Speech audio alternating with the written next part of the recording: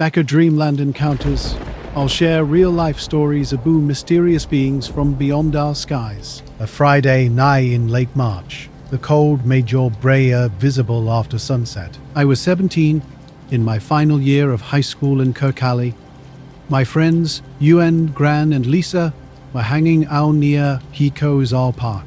We sat on a low stone wall by he dunes, eating chips and watching he I'd roll in. I will remember how he street lights barely reached our spore, leaving us mostly in darkness. Sometime around 9:30 or 10, something strange happened. First, an unnatural silence fell. The waves were still present, bar the Kansan coastal wind had vanished completely. We'd been joking around when Lisa suddenly pointed toward he water, asking what she saw. At first, I have she might mean a boa's light bar. No boa was in sight. 3 distant light hovered just above the horizon. Hey, were evenly spaced, glowing a dull orange like dying embers. Perfectly still, hey, name her, flickered nor moved. We sewed up on he wall for a beer view. These light were positioned far enough we couldn't determine if he were over water or in his sky. UN Reed filming Witch's phone, bubbly screen showed only black. He read again, why he flash on, yeah, he go the same reason, Bruce Rad. He shoved his phone back in his pocket. We was set his light for about a minute, trying to make sense of him. No sound, no movement. Suddenly, while we were discussing whether his could be flares or some unknown aircraft, he middle light dropped his ray down. In biggest was why. Or so I appeared. Same I'm, the other ways to blink tie, leaving only dark sea behind. We wired hoping for something more, but nothing happened. Soon after, he wind rushed back, cold and sulvy. We decided to keep his ourselves, agreeing I sounded weird to share with our parents he weekend past normally. And by Monday morning's first period Maya says class, I seemed like you. Allah, her unusual nigh. Something felt strange her day. Mrs. Kari, our teacher, left he room briefly and returned, looking unsay, elling us. Keep reading queerly through he window. I saw you men walking down he corridor. His staff room, hey, were dressed identically in black suits. Their white shirts were crisp, ties perfectly black. One tall and lean, the other shorter but broader. They seemed out of place in our school. During lunch, whispers from a young teacher near the staff room sent a chill through me. They were asking about the sky, a question none of us had discussed. Lisa, Ewan and Gran had noticed these strangers too, confirming something felt off. Mr. Spide felt off. Mr. Sterling Forbes looked uncomfortable as the men spoke quietly with him. Their glances weren't casual. They seemed to be mentally checking off faces as we passed. By the last period, they had vanished completely. When we asked an office staff member about them, she deflected with a tone that suggested she didn't want to discuss it further. That night at Lisa's, we were unsettled. UN insisted we hadn't told anyone about the lights, and we were certain no online posts had been made. Strange occurrences began to accumulate over the next week. A black car regularly parked across from the school during lunch breaks, engine off, windows up. The driver never emerged. When Gran tried getting a closer look, it drove away slowly. My phone started acting weird. During a call with Yuan, I heard strange clicking sounds and moments of dead silence. The screen recording app would open without my interaction. Lisa's mom had answered the house phone one night and heard only breathing. Weeks later, walking home after dark, I thought I spotted them across the street near the bus stop. Same suits, same stance, staring straight ahead. The passing car momentarily blocked my view, and when it moved, they had vanished. I wasn't sure if the encounter was real. The coastal path where we'd seen the lights remained a lingering mystery. And I was walking up Arthur's seat, camera in hand, more out of habit than serious photography. A pale winter blue sky hung overhead, and the city felt quiet and washed out, like the moment after snow melts. Halfway up the trail, something caught my attention, bright and hovering just above the eastern slope, completely motionless. Initially, I thought it might be a drone or a weather balloon, but its behavior was different. Perfectly still and symmetrical, it didn't reflect sunlight like the surrounding landscape. I took several photos, carefully focusing to ensure sharp images. The object remained stationary while city sounds faded to a background hum, and an odd stillness seemed to thicken the air. Then, in an instant, it vanished. No gradual fade, no movement, just gone. At home, I examined the images on my computer. There it was in multiple shots, bright and clearly visible above the trees. Each time I zoomed and adjusted the contrast, the image reappeared. I didn't share this experience immediately. The next morning, arriving early at my small, independent design studio in the old part of town, something felt different. That morning started like any other. I had just booted up my computer when the door opened. Two men entered, sharp in black suits and white shirts. Their shoes gleamed so brightly they caught the morning light, sending reflections across the floor. The taller one spoke first, his voice calm and measured. "Good morning. We need to inspect your camera for errors." I froze. Something felt off. "My camera?" I stammered, unsure. He nodded toward the bag on my desk. "Please," he said, stepping closer with an unnerving silence. The shorter man remained quiet, scanning their office with intense, calculating eyes. We had returned once on a Sunday evening, but none of us could relax. Sounds seemed amplified. The gulls, the wind, the distant traffic. We didn't see any lights and left after just 10 minutes. Even now, when driving that route at night, I find myself scanning the horizon for those mysterious orange glows. Whenever someone at the school mentions inspectors or visitors, I recall those two men in black suits who somehow knew to ask about the sky before anyone had spoken. The room, the camera, the distance between my desk and window, all of it scrutinized with an unsettling precision. Something strange weighed in the air, compelling me to comply with their methodical yet unusual handling. Whenever I tried to view the screen, they would subtly shift, blocking my perspective.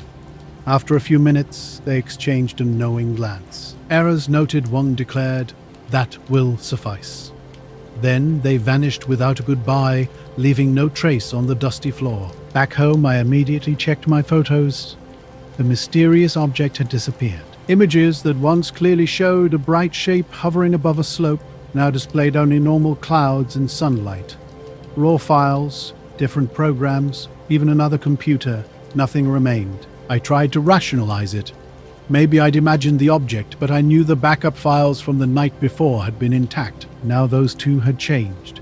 The folder remained, but the critical frame was altered. I called my photographer friend Mark, hoping for clarity. He suggested a lens flare, but I knew deep down this was something else. Strange details began to emerge in the following week. Black cars with tinted windows parked near the studio. Unfamiliar figures lingered just beyond view. Something had changed, and I was determined to understand why. 9 coats at the edge of the red street, watching motionless, then vanishing when I looked directly at them. Rational explanations felt increasingly fragile. The camera incident, the missing object, the silent men in black, all of it made coincidence seem less plausible. One night, I returned to Arthur's Seat to ground myself, to see the place again, and perhaps capture another shot that would prove I wasn't imagining things. City lights twinkled below, mist rolling across the hills. My camera was ready, eyes scanning. Nothing appeared. No bright shape, no drone, no flare. But the feeling of being watched returned, subtle yet persistent. Shadows at the edge of my vision seemed exaggerated. Every slight movement in the fog felt like an intrusion. Since then, I've kept my camera close, never unattended at home or in the office. I rarely discuss the incident. There's no way to make sense of it. Sometimes I still check backup files, hoping the object will reappear, that some error might reverse itself. It never does. I can't explain their arrival or why the photos changed, only that they did. The men in black never returned, but I remain vigilant. On clear days when the wind cuts across the landscape, I remember. The night hung dark and misty, stretching across an empty road. My old white transit van cruised steadily southward on the A9 near Perth, cutting through fine rain that had been falling all afternoon. The kind of rain that seems harmless until it soaks right through your jacket. Around 9 o'clock, something strange began to unfold. A light appeared in my side mirror, unlike anything I'd seen before. At first, I thought it might be a motorbike, but its movement was off. Too steady, without the typical wobble or height variations of a bike. The glow wasn't sharp white like an LED, but softer, almost pale. The light matched my every movement precisely. When I slowed, it slowed. When I sped up to 70-75, it matched me exactly. The speedometer needle sat at 72, becoming my only reference point in a moment that felt increasingly surreal. Though I knew the speed limit for vans was 60, this long empty road seemed to invite a different rhythm. That pale glow hung persistently in my rearview mirror, never reflecting on the road or the van's body. My hands began to sweat. Was this some kind of drone? The thought seemed absurd given the weather and our speed. Rain blurred my windscreen, leaving only that floating orb as a clear image. When I needed to overtake a slower vehicle, the light smoothly shifted position, aligning with my left rear quarter. Just before the Broxton roundabout, it vanished. No fade, no dramatic departure, simply gone. I slowed to 50, half expecting its return. Nothing. By the time I reached home in Craigie, I'd rationalized the experience as a strange vehicle light or reflection. My wife noticed my paleness, but I brushed it off as tiredness.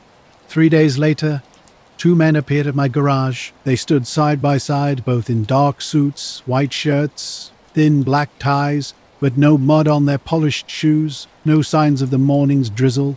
One was tall with a narrow face and slicked back dark hair. The other was shorter, with nearly invisible pale eyebrows. Both looked to be in their mid-40s. The tall one spoke first. A strange morning at the garage began with 2 peculiar visitors. A tall and short pair arrived, standing silently. When they first appeared, something felt off. The man spoke in a flat, emotionless voice, asking if my speedometer had stopped at 72. I wasn't sure what was happening.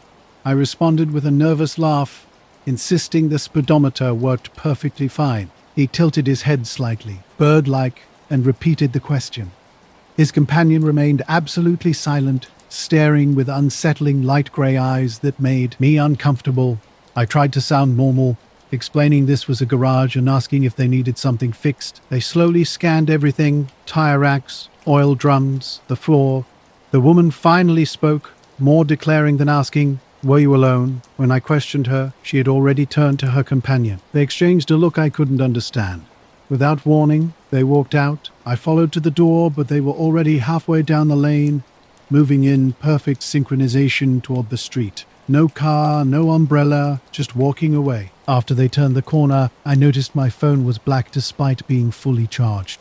No calls came through that morning, which was unusual for a Friday. I worked and tried to dismiss the encounter. Small oddities began to accumulate. Customers mentioned council workers had been asking about me. The van's dash clock randomly ran 2 hours slow one morning. I started locking the van inside the unit. Some nights I thought I saw an old black Jaguar near the estate, but it would vanish when I tried to get closer. To inquiries about the encounter, I'd brush it off as probably be inspectors or a drone, but something felt deeply unsettling. A month later, working late one night by the shed near Loic, I stepped out with tea as midnight approached. That's when I first truly saw them, lights moving in a way that defied explanation. There were these white points darting across the sky in ways no aircraft or satellite should, maybe 3 or 4 of them, zipping across in less than a second, then stopping dead. At one point, they formed a triangle before splitting apart. No sound, no trails, just strange lights dancing overhead. I stood watching, completely lost track of time. Minutes, or maybe 10, I couldn't tell. When I tried to grab my phone, the sky was already empty. I didn't tell anyone about it, not out of fear, but because I knew how crazy it would sound. My neighbor Callum would have just laughed it off as local folklore or military exercises. A week later, an unusual knock came at my door. 3 even taps, a pause, then 2 more. When I opened it, 2 men in plain black suits stood there. No car, no footprints on the wet gravel. They looked completely dry despite the drizzle. The taller one spoke first, his voice flat and emotionless. "Have you heard the clicking noise?" No introduction, no pleasantries. I responded, genuinely confused. What clicking noise? Now that night keeps playing in my mind. They didn't ask if I'd seen anything or been on the road. They spoke as if they already knew. I still drive that route some nights out of habit. The stretch near Litty feels different now. I keep watching the mirrors, waiting for that pale glow to reappear. It hasn't. But every time my speedometer nears 72, my palms start sweating just like that night. Without thinking, I ease back down to 60. The shorter man stood silently, staring at me with pale grey eyes that seemed unfocused. His face was completely blank. I asked if they were with the council, wondering if this was about the pasture or the boat. They didn't respond. The taller one scanned my hallway walls before delivering a precise instruction. If you notice the clicking, note the intervals. As quickly as they'd arrived, they both turned and walked down the gravel drive. By the time I got my boots on and went outside, they were gone. The drive is long and straight, with a clear view to the road. The only other living thing nearby was the neighbor's collie. I claimed I hadn't heard anything. The taller man tilted his head, listening like a bird. No clicks at all, he said, though it didn't sound like a real question. In the stillness of night, drizzle and gulls were my only companions. Lying in bed, a faint clicking emerged, like a fingernail tapping against glass, irregular and barely perceptible. It drew me to search everywhere. I checked the boiler, fuse box, and fridge, but found nothing. Each time I believed the sound had ceased, it would restart. Sometimes a single sharp tap, other times a cluster resembling an incomprehensible code. My attempts to record it revealed only room noise. This continued for a week, with no men in suits returning and no strange lights appearing. I stopped acknowledging the sound, even to myself. Denial became my strategy. The radio became my shield against the silence, masking those soft clicks. But when switched off for sleep, the sounds returned, softer yet still present. One evening, an old black Jaguar with unreadable plates parked down the lane. As I stepped outside, it rolled away slowly without lights. The sheep remained undisturbed. 2 weeks after my initial encounter, I woke at 3 a.m. to find my kitchen light on, something I never do. The back door was locked, but the bolt sat oddly. Small details seemed slightly off. My mug had moved from sink to table, and my boots were turned outward. The clicks evolved. Less random now, more structured. 3 quick taps, a pause, then 2, exactly matching the original knock. Though I hadn't seen the men again, a persistent feeling of being watched crept in during my late-night smoking breaks. No movement, no shapes, just an unsettling presence. I kept silent. How could I explain this to Callum or anyone else? 3 weeks had passed since their initial visit. No follow-up, no letters, just one haunting question lingering. Have you heard the clicking noise? Late October found me camping near Loch Lomond, cold and damp. Fog rolled off the water in thick waves. I'd chosen a secluded clearing near the northern shore, far from the main parking area. My plan was simple. Set up the tent, start a fire, spend the night reading and listening. By 8 p.m., the fog had thickened. The tree line became almost invisible. The water lay flat, a dark sheet reflecting nothing. As I leaned back in my folding chair, the lights first caught my attention. 2 small, bright white dots like headlamps caught my attention. They were fellow campers, but something felt off. Standing perfectly upright and human-sized, they didn't move. The more I watched, the more certain I became that these weren't ordinary figures. Dark suits blended into the misty landscape where no path, road, or dock existed. I rubbed my eyes, thinking it might be a fog-induced illusion. Yet when I looked again, they remained. The wind pushed the fog, gradually revealing their rigid, unnatural shapes. Hours passed, and my fire crackled lower. The figures stood motionless at the edge of my vision. I couldn't make out their faces, just dark outlines merging with the landscape. At first, I tried to ignore them, convincing myself I was imagining things. Time seemed to stretch endlessly. 1 hour became 2, and they remained perfectly still. Between staring at the fire and pouring water into my kettle, I'd catch glimpses of them. Once, I thought I saw one shift slightly, but it might have been a trick of the thick fog. Something prevented me from calling out. It wasn't traditional fear, but a strange awareness that my presence mattered in ways I couldn't comprehend. Around 3 o'clock in the morning, the fog was so dense I could barely see the shoreline. When I finally grabbed my flashlight and swept its beam across the landscape, the men were gone. Not hidden, completely absent. No trace remained where they had stood. I searched the trees, finding nothing. The water lay flat and empty. Then I heard it. Leaves crunching softly, steadily. From the tree line, two figures emerged where no path existed.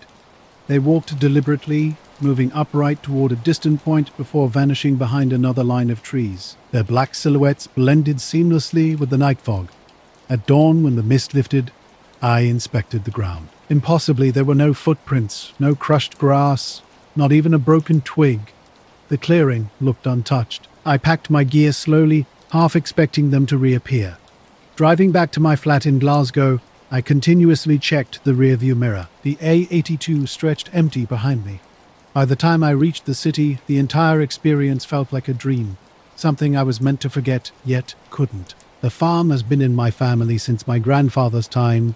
A stone farmhouse, a few fields, and a barn sitting about 15 miles outside. It was late October with those damp nights.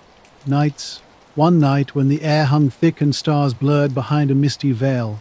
I went out to the north field around midnight. The sheep had been unsettled earlier, and something compelled me to investigate. That's when I saw it, a glow hovering just above the tree line at the far end of the field.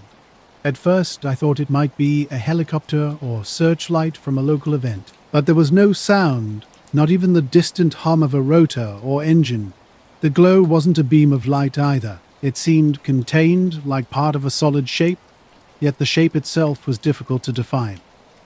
I've tried to rationalize the experience. Maybe it was another camper, a prank, or a trick of fog and imagination. But the way they appeared and disappeared, and the fact that no path or boat could have brought them here, defied logic. I don't know what they were doing or why they were watching me. But I knew one thing. Whatever it was, they had been waiting, and I had somehow stumbled into their observation. When I tried talking to friends, most dismissed it as other campers or fog playing tricks. But I knew what I saw. I camp often, usually alone, and I've never seen anyone appear or disappear like that. Weeks later, I returned to the spot in daylight, retracing my route to the clearing. The shoreline was empty, the trees were the same. Nothing suggested anyone had been there at all.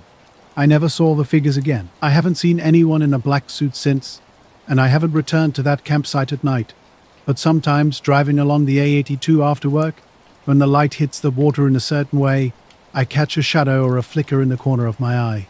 I swear I see them standing at the edge of the loch, still watching. I tell the story only now because it's been years, and it's stayed with me, tucked into the back of my mind where I can't quite reach it. Some nights I still picture them out there, black shapes in the fog, patient and motionless, waiting for someone else to notice. Even writing this, I check the windows, half expecting to see them on the far shore, standing silently, staring back. The strange light shifted depending on how I moved my head. Standing at the fence, my breath visible in the cold air, I listened. Silence hung heavy.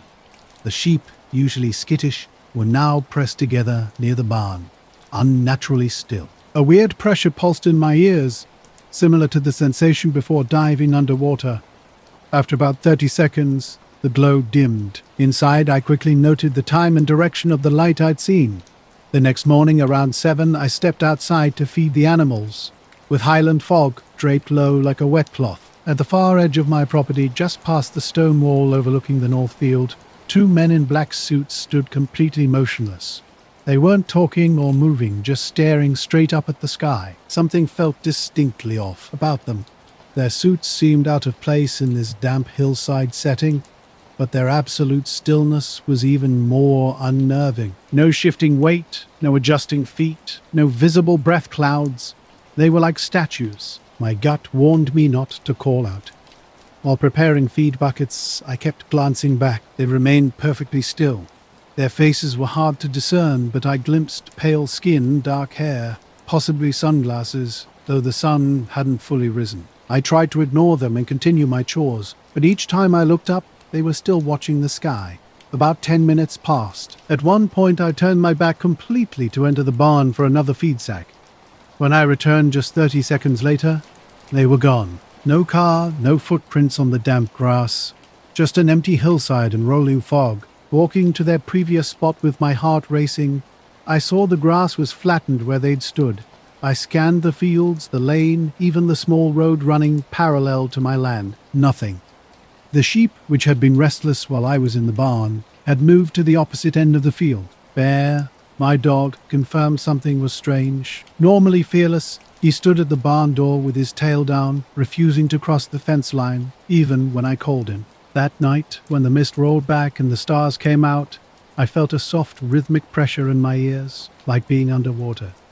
Nothing moved in the sky. The sheep huddled tightly by the barn, and I watched through the window, lights off, scanning the property's edge for any movement.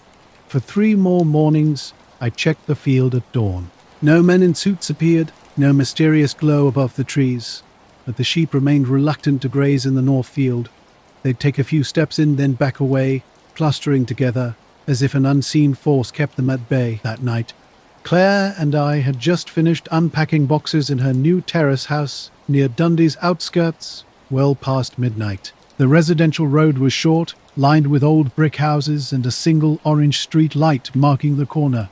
When we stepped outside for some air, the stillness was unnerving. No distant cars, no barking dogs, just absolute quiet.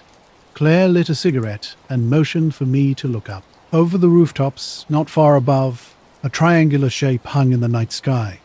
We stood completely motionless. A strange object marked by 3 points of white light with a faint red glow in the center suspended above us. It wasn't massive, but close enough that we could make out its darker edges against the sky. The thing simply hung there, completely stationary.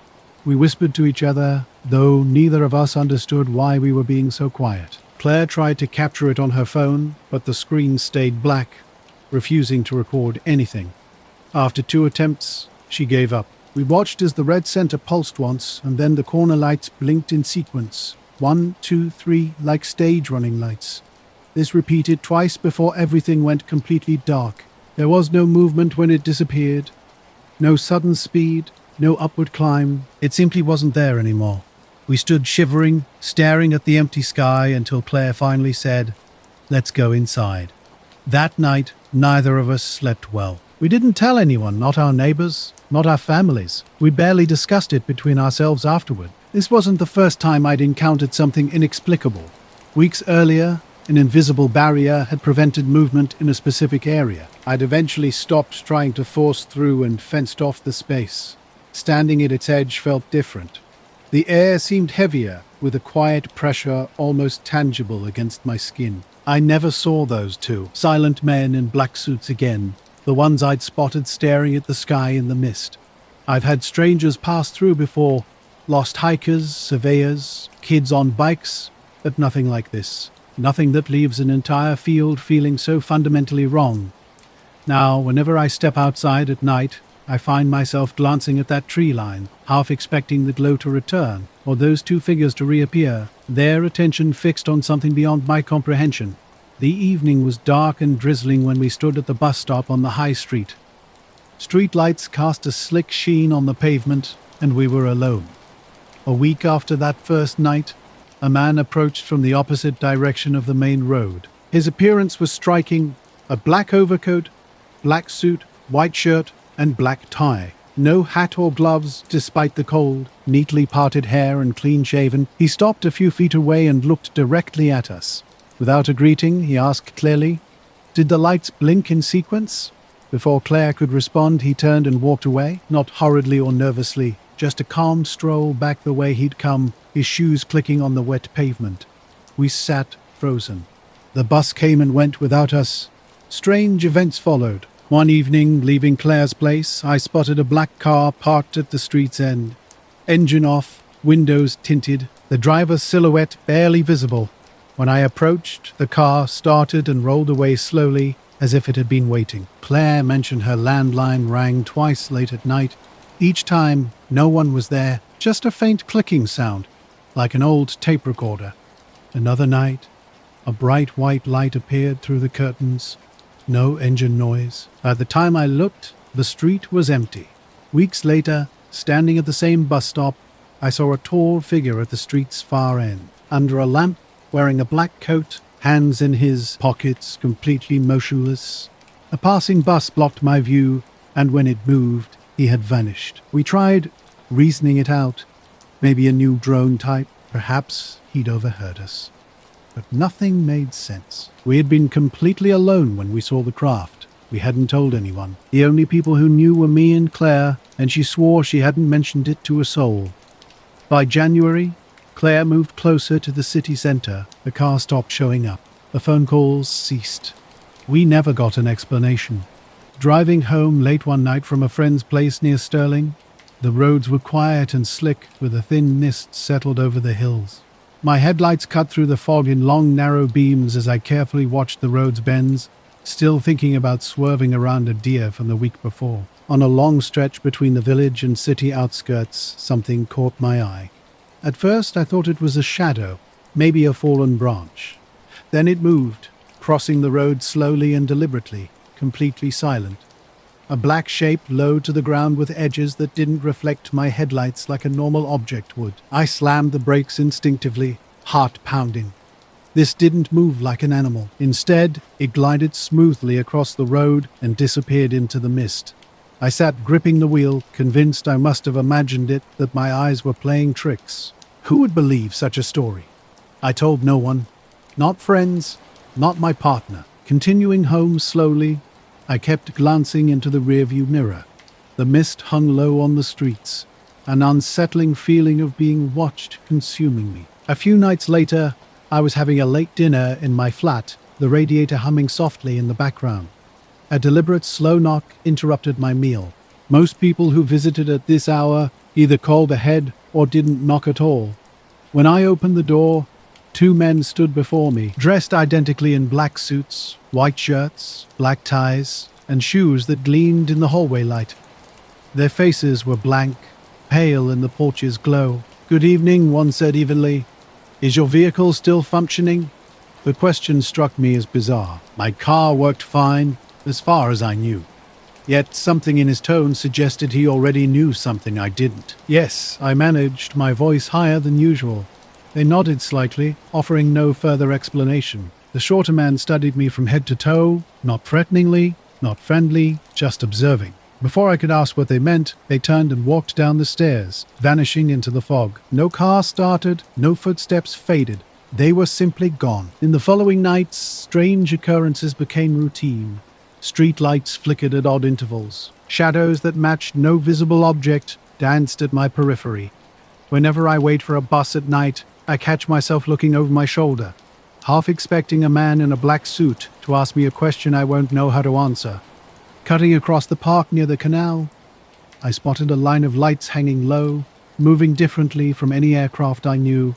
They were too quiet, too close, with lights that didn't match anything I'd seen before. Since that moment, things started feeling off. I began logging strange occurrences on my phone, tracking these unusual moments. Sometimes, when scrolling back, I'd find entries I didn't remember writing. Notes in my own handwriting described times and places I wasn't sure I'd been. Was I sleepwalking, dozing off while driving? No accidents had occurred, no bruises, just a growing sense of disorientation. Then came the foggy grocery run that changed everything. The mist was heavier than usual, clinging to the road. Suddenly, a low black shape crossed in front of my car, moving silently between fog and headlights as if belonging to another world. I slammed the brakes. It vanished. No sound, no trace, as if it had never existed. That night, sleep was impossible. I stared at my car in the driveway, barely visible in the dim streetlight. Every creak, every gust of wind felt like a warning. I imagined someone watching, checking if the car still worked. Eventually, I tried returning to normal. I drove less at night, avoided certain roads, kept windows closed. The men in black never returned. No knocking, no watching. The black shape disappeared, at least from my view, but the memory lingers. During my commute, I repeatedly noticed unusual black cars, older sedans with heavily tinted windows, always parked in strange locations, always seemingly empty. I started checking locks and windows multiple times each night, the sensation of being watched growing increasingly oppressive. Something was definitely not right, though I couldn't explain exactly what.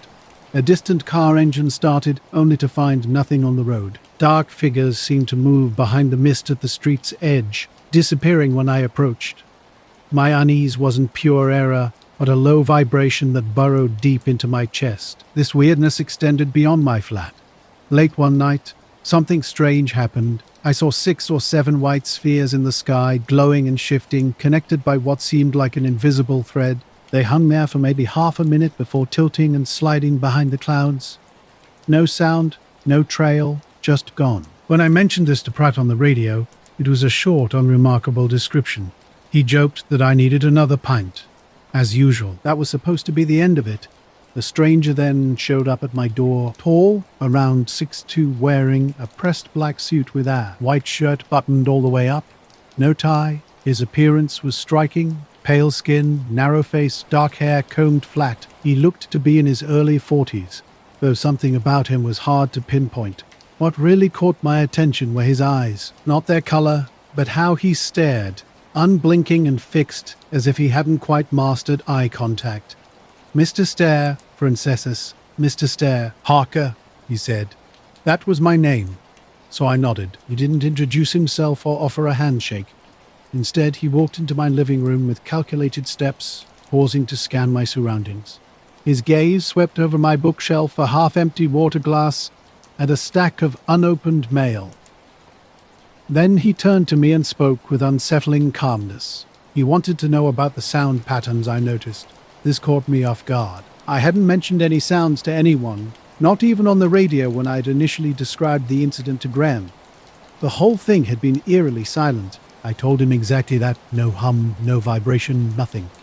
He tilted his head slightly, as if he didn't quite believe me. His words were slow and deliberate, seemingly rehearsed.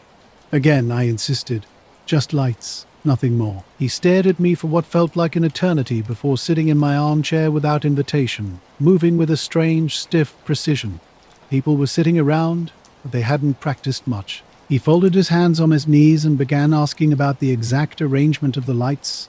I tried to describe it as best I could, but he kept interrupting with specific questions about how the lights worked. He asked if they pulsed in sequence, if they overlapped, or if their movements followed any particular pattern. At Cuthbert's Hospital, a small regional facility near Manchester, most nights were predictable. Older patients with typical ailments like falls or respiratory problems filled our beds. But one night, about 6 years ago, everything changed. Around 1:30 in the morning, paramedics arrived with Alan Webster from a nearby village. His arrival was different from our usual admissions. During our encounter, something peculiar unfolded. He spoke about brightness shifting in cycles, using precise words like pulses and cycles. His intense focus made me uneasy. No notebook, no phone, just sitting and staring, asking questions that seemed oddly specific. When he asked if I'd experienced unusual dreams since a certain sighting, I was caught off guard. I denied having strange dreams, but admitted to waking up suddenly at night, heart racing, with no memory of what I'd been dreaming. I kept the most unsettling details to myself. After about 20 minutes, he stood up abruptly. Without saying goodbye or thank you, he cryptically stated, "If you notice the sounds, you will know what they mean." He walked to the door, opened it himself, and stepped into the hallway. Curiosity drew me to follow him. He descended the stairs slowly, almost mechanically, leaning over the railing. I expected to hear the front door open, but there was only silence. After waiting a minute, I went downstairs. The entryway was empty, and outside, only one car sat under the street lamp. No trace of him remained. That night, sleep evaded me. I kept replaying our conversation, particularly his comment about sound patterns. Something felt off. Was there a sound I'd missed, or was he deliberately planting ideas in my mind? A week later, something strange happened. While brushing my teeth with the bathroom window cracked open, I heard a low, steady hum. Initially, I thought it might be the boiler or distant traffic, but it wasn't. The sound was deeper, more consistent, like standing near an electric transformer, yet coming from outside. I turned off the tap and listened. The hum lasted about a minute before fading completely. Rushing to the window, I scanned the street. Everything looked normal. The same cars, the same empty pavement. I never saw the man again. A wiry man in his late 30s, wearing muddy boots and a jacket that smelled of wood smoke, had collapsed in a field after calling emergency services himself while walking his dog. His vitals were stable. Alan Webster was visibly distressed, constantly trying to sit up and looking toward the window. He seemed to be expecting something to still be present. His dog had run off and hadn't returned. When I questioned him about his experience, He described a silent disk of light circling over the tree line. No sound at all. That's the worst of it, he emphasized, his speech slurred, suggesting he was recovering from a faint. He kept repeating, I was right above me. I couldn't move. The lights were everywhere. The paramedics seemed dismissive, rolling their eyes and muttering about late-night television. Despite his state, we admitted him for overnight observation. Alan claimed he blacked out when something moved overhead and, upon regaining consciousness, temporarily lost sensation in his hands. I documented everything professionally, though. Part of me attributed his account to stress or dehydration. Around 3 a.m., while completing charts at the nurse's station, 2 men entered the ward through the main doors. This immediately struck me as odd, since we locked down everything at that hour, and visitors must buzz the front desk downstairs. Both wore standard black suits with white shirts and black ties with polished shoes. One was shorter, bald with pale skin, the other taller, dark-haired, appearing to be in his early 40s. What unsettled me most was their synchronized, purposeful movement, no wasted motion. Walking directly to the desk, the shorter man asked in a flat tone, "Where is Mr. Stabor? Where is Mr. Stadar? Père, where is Mr. Star? Care, Père." Hospitals can be strange places, especially late at night. There was something unsettling about the 2 men who showed up at my desk, both staring intently, claiming to be from administration. Their appearance and behavior felt off. The taller man's voice was calm, but his accent suggested he wasn't local, or even clearly British, almost like he had learned the words phonetically. I told them visiting hours were over, but the shorter man leaned closer, his fingernails oddly smooth like plastic. "We need to speak with Mr. Stouter Webster now," he said in a way that made my stomach twist. Against my better judgment, I gave them his room number but insisted I'd check with the charge nurse before letting them in. They didn't wait, walking past me down the corridor. Now I followed them down the hall, their shoes clicking in unison. By the time I reached Alan's room, the door was already shut. Through the glass panel, I could see 2 men standing on either side of his bed. Alan was wide awake, his eyes darting between them. His mouth moved rapidly, though I couldn't hear the words. One man held a small notepad but wasn't writing anything. I tapped on the door, but no one turned. For a split second, Alan looked at me, and the terror in his eyes was unmistakable. Then the taller man leaned in and said something, and Alan's face went blank. They stayed about 10 minutes. When they left, I stepped forward to ask for identification. "He has been discharged," the taller man said directly. No paperwork, no consultation. I rushed into the room. Alan's bed was empty. The sheets were pulled back, but he was nowhere. Not in the bathroom, not in the hallway. His clothes and boots were gone too. I tried to chase after the men, but the corridor was completely empty.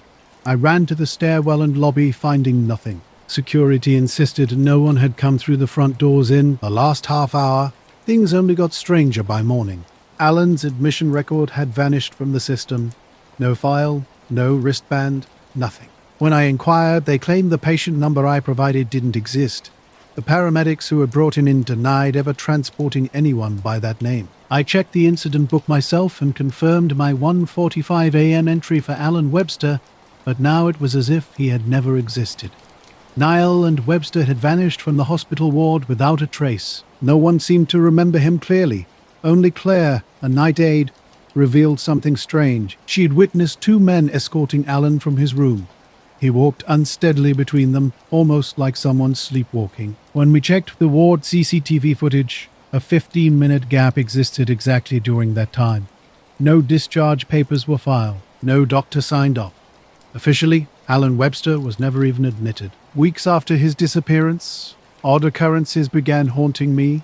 The stairwell light would flicker only when I was alone. Automatic doors at the front would unexpectedly open around 3 o'clock or 4 a.m. once. Leaving my shift near dawn, I spotted a black sedan with tinted windows idling across the street. The moment I turned to look directly at it, it slowly drove away without headlights. I never saw Alan again. Late one August evening on Low Rannoch after sunset, fishing was my usual routine.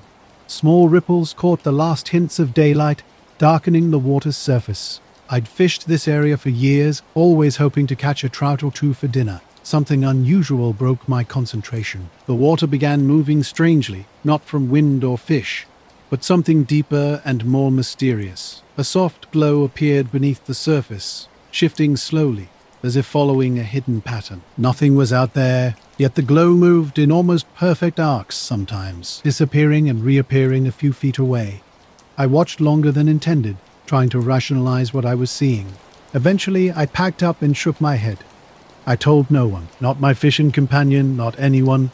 It was one of those experiences you file away, unsure if it even happened. The next morning at the dock, while cleaning my nets, I noticed a distinctive black sedan parked at the far end, old and weathered like something from the 90s. It sat with tinted windows darker than usual. Two men in crisp black suits and gleaming shoes stepped out, walking toward me with an unsettling precision.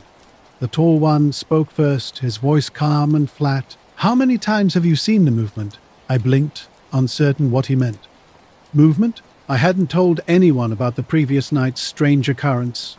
These strangers seemed to know something they shouldn't. And I claimed I didn't understand. The shorter man stepped closer. His ash-grey eyes fixed on me steadily. "You know the pattern, the light," he said. Something in his gaze made me uncomfortable. I finally admitted I'd seen it only once, and even speaking those words felt wrong. A quick glance passed between them so fast I almost missed it. Something unreadable flickered in that exchange. Confusion, disbelief, or something else entirely. They turned and walked back to their car with an unnatural gait that didn't seem quite human. Neither fully opened their door before sitting, and the car started without a sound, sliding into the gravel like morning mist. Then it was gone, as if it had never existed. I tried to shake off the encounter, telling myself I'd imagined it. But later, something unsettled me. When I checked the dock, there were no footprints. The gravel remained undisturbed with no trace of tire tracks. It was pristine, as if nothing had happened. That evening I returned to the dock. The water surface was smooth and black, silent. Yet I knew something was different. A self, not even telling my wife. The memory of two men who knew something I never said haunted me. I haven't returned to that part of the loch since. I still fish the area, just not there. Late September, about 10 years back, I was living in a small village outside Inverary in Aberdeen. This quiet place was surrounded by fog, barely 2 shops and a pub to speak of. Nights were darker then, no street lights beyond the main road, and on clear nights, stars stretched uninterrupted across the sky. One night, just after 11, I was walking home from a friend's house. The air carried that early autumn sharpness, and fields were heavy with cut silage. My torch illuminated the dirt path, helping me avoid tripping on ruts. When I finally looked up, something caught my eye above the tree line. The shape was blocking out part of the stars. At first I thought it was a cloud, but it was too precise. 3 straight edges forming a perfect triangle. I stopped walking completely still. It moved slowly, silently, gliding without a sound.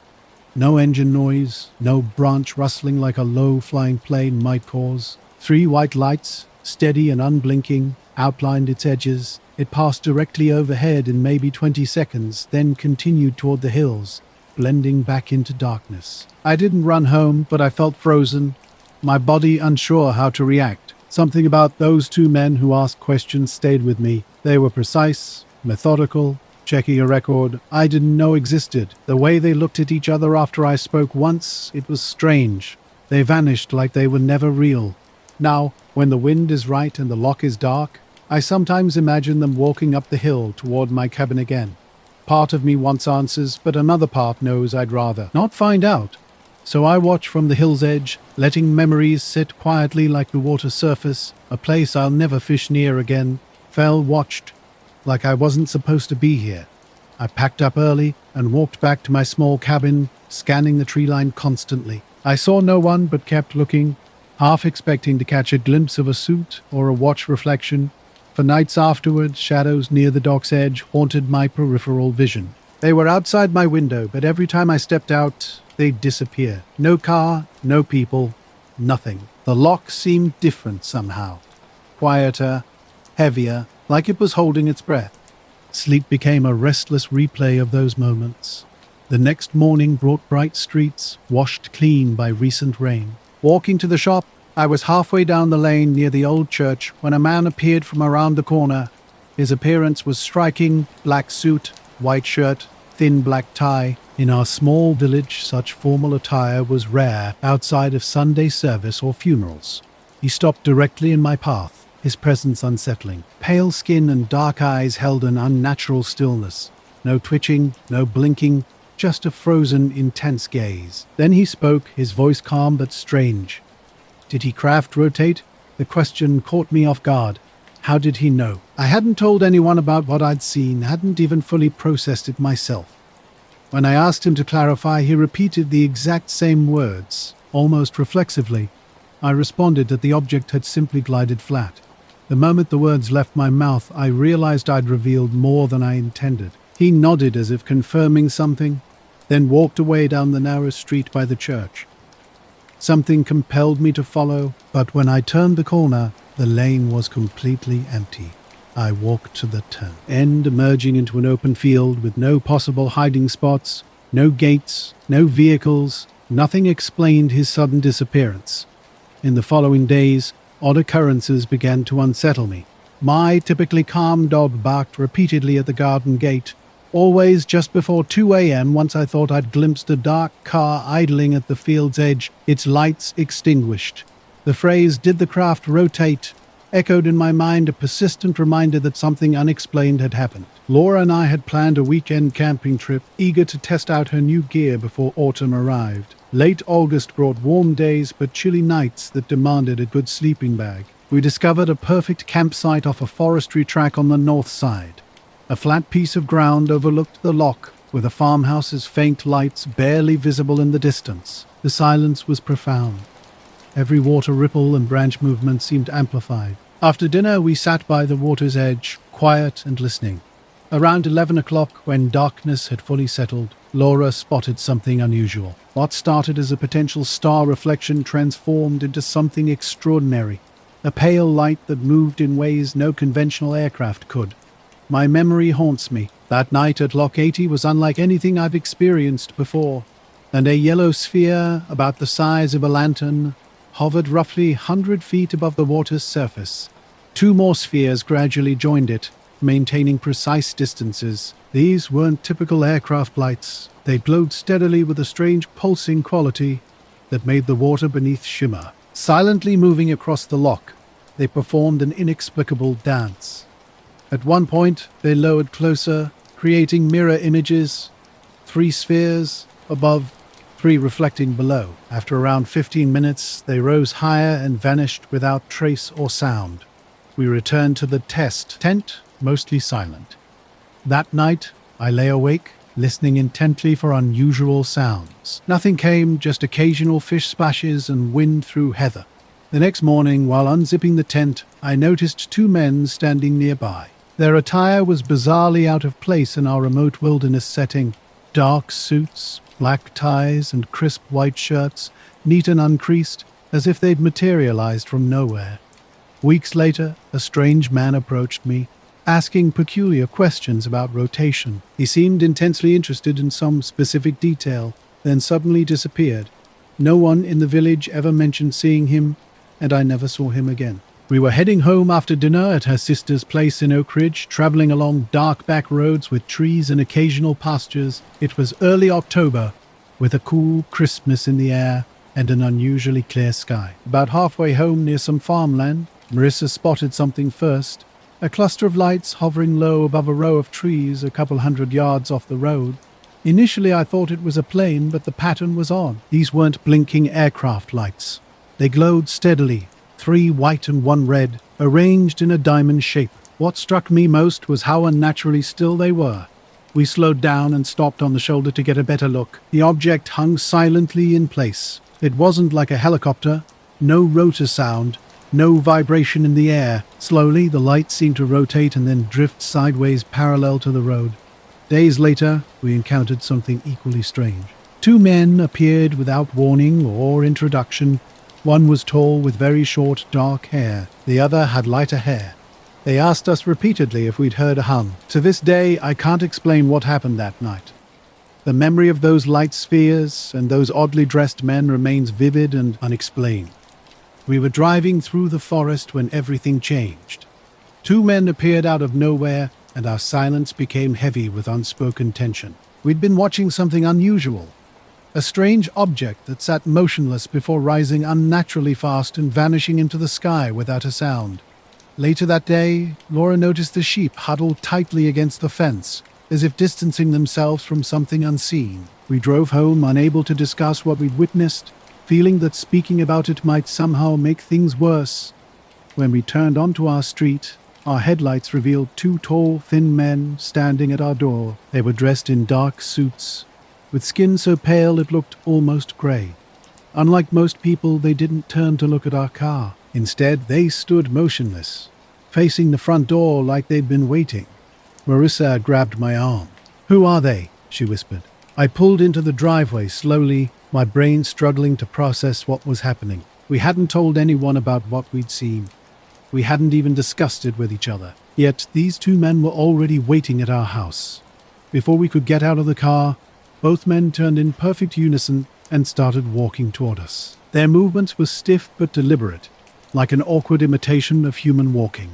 I rolled the window down halfway as they approached. One leaned toward the window, his eyes impossibly dark, his expression unchanging. "Did you see it land?" he asked in a flat, mechanical voice. That was all. Marissa and I just stared. My heart raced. The way he phrased the question made my stomach twist, as if they already knew exactly what we had witnessed. "No," Marissa finally answered quietly. The man stared at her, then straightened up. He glanced at his companion, who remained silent and still. We never camped at that site again. One detail haunted me. How absolutely certain those men had been that we'd heard a hum. We were sitting in the car, stunned into silence, after witnessing something inexplicable. The house felt different when we finally stepped outside. Empty, yet something lingered. The yard seemed quiet, but the silence was heavy. Sleep was impossible that night. Every tiny noise outside made us alert. Listening intently, around 3 a.m., I got up and double-checked all the locks. Everything was in place, but the atmosphere felt strange, as if we weren't alone. The next morning, I questioned our neighbors. No one had seen anything unusual on the street. I even drove up and down scanning for any out-of-place vehicles. Nothing. What haunts me most is how precise their inquiry was. They didn't ask general questions like, "Did you see something?" Instead, they asked, "Did you see it land?" I felt like they already knew exactly what we'd witnessed and were just confirming our observation. Their departure, with no car, no sound, no trace, remains completely inexplicable. The ferry ride from St. George's was meant to be routine. Late July, with cool Atlantic air and a pale blue sky, everything seemed normal. Earlier that evening, I'd been on the eastern cliffs, filming gulls and waves with my phone. That's when the lights appeared. Low over the water, maybe half a mile offshore, 3 white lights with a green tinge moved together as if connected. They weren't helicopters. There was no sound. As I watched, they shifted, splitting apart and reforming into a triangle. I filmed until the image became grainy. Then suddenly, they vanished. Boarding the ferry, I noticed 2 men sitting near the rear cabin window. Dark suits, white shirts, black ties, unusual attire for a summer evening ferry. Their hats sat neatly beside them, perfectly still. They didn't speak to each other or anyone else. At first, I didn't think much about them, but something felt off. The ferry crossing was unlike anything I'd experienced before. As I walked near the gangway, I noticed 2 men who stood out immediately. They weren't like the other passengers. No scrolling, no glancing around, no shifting in their seats, just pure, unbroken staring. Another word, Hay turned and walked down the driveway, not hurried, not slow, just steady, like following a predetermined path. I thought they might have a car parked on the street, but when they reached the end of the drive, they didn't cross the road or head toward any vehicle. They just kept walking side by side until the darkness swallowed them past the streetlight. I was working my family's farm outside Stirlingshire, a quiet life of sheep and barley that had been mine since I could drive a tractor. The first odd thing occurred just after dusk on a Wednesday. I was splitting wood in the yard that afternoon when a black car rolled down our muddy lane. The car looked too polished for our rough track. 2 men stepped out, both tall, dressed in dark suits and hats that seemed out of place, too crisp and clean for our rural setting. Earlier that night, I'd noticed something unusual in the north pasture. At first, I thought it was moonlight, but these were three distinct lights hanging in a tight triangle above the field. They moved almost lazily, yet remained perfectly aligned. No sound, no engine noise, just an eerie glow moving silently overhead. The men looked odd. They were incredibly pale, like they hadn't seen sunlight in years. Their faces were smooth, almost waxy, and they blinked far less than normal. One spoke first with an accent I couldn't place. Not English, not Scottish. It wasn't a question, more a statement. I'd watched those lights for maybe 10 minutes before they suddenly rose in unison and shot away. On the ferry, these men were peculiar, both tall and pale, with dark hair combed straight back. Their skin looked almost unnaturally smooth, like someone had carefully airbrushed every detail. When I walked past their table, something felt off. The shorter one had hands folded perfectly still, long, thin fingers not moving an inch. I took a seat a few rows behind them, watching closely. They didn't blink. The woman with 2 kids walking to get snacks didn't even look their way. Nobody seemed to notice how strange they were. At one point, the taller one turned his head slightly. I could swear his lips formed a silent word. The other man tilted his head, almost imperceptibly, as if listening to something nobody else could hear, and the ferry horn sounded near the dock. Both men straightened simultaneously, like soldiers coming to attention. After we disembarked, I lingered on the pier, pretending to tie my shoe. I watched the other passengers, fishermen, teenagers with bikes, couples, but these 2 men had vanished. I checked the ferry windows. Their booth was empty. No one was on deck. Later, I would review the grainy, shaky phone footage of strange lights. Those 2 men had appeared and disappeared so quickly, leaving nothing but questions. This happened during a grey autumn, the kind of damp chill that cuts through multiple layers. That night, sleep eluded me as I kept replaying the scene of something vanishing upward into the low clouds without a trace. By morning, I'd searched for a rational explanation and convinced myself it was some kind of military exercise. I called the nearby Air Force base to report what I'd seen. The man who answered was polite but brief, simply noting the time and location before saying, "Thank you, sir." Something felt off about the whole interaction. Later that week, something strange happened with the sheep. These men suddenly wanted to see my flock. I hesitated, but felt compelled to comply. Their silent, waiting presence made me uneasy. I led them across the yard and through the gate to the south paddock, where most of the sheep were grazing. They followed in complete silence, their shoes making almost no sound on the gravel. At the fence, the shorter one leaned against a post, staring intently at the sheep. The taller one turned to me and stated, "This is all of them." "Most," I answered, my voice small and uncertain. They nodded simultaneously in a slow synchronized movement that made my stomach knot. Without another word, they turned and walked back to their car. I stood watching, unsure of what had just happened. It reminded me of another strange incident that Tuesday in October when I walked home from school. The street looked ordinary enough. Mrs. Fuzzer stared, Mia, Ortega's dog tied to the porch rail, kids' bikes leaning against steps, cars parked nose to curb. The day felt cold, not biting, but making my skin feel tight. I'd missed the bus after my algebra test ran longer than expected, so I decided to walk the half-mile home. I had my headphones in briefly, then took them out. I'm strange about wanting to hear the world when I'm alone. At first, it was just a light near the old water tower, one bulb that seemed to think it was a spotlight. But something was different. The light didn't sit on the power line pole. Instead, it hung in the air about 20 feet above the sidewalk, right past the library steps, a pale circle like a paper plate with a soft glow. No halo, no beam, just a steady disk.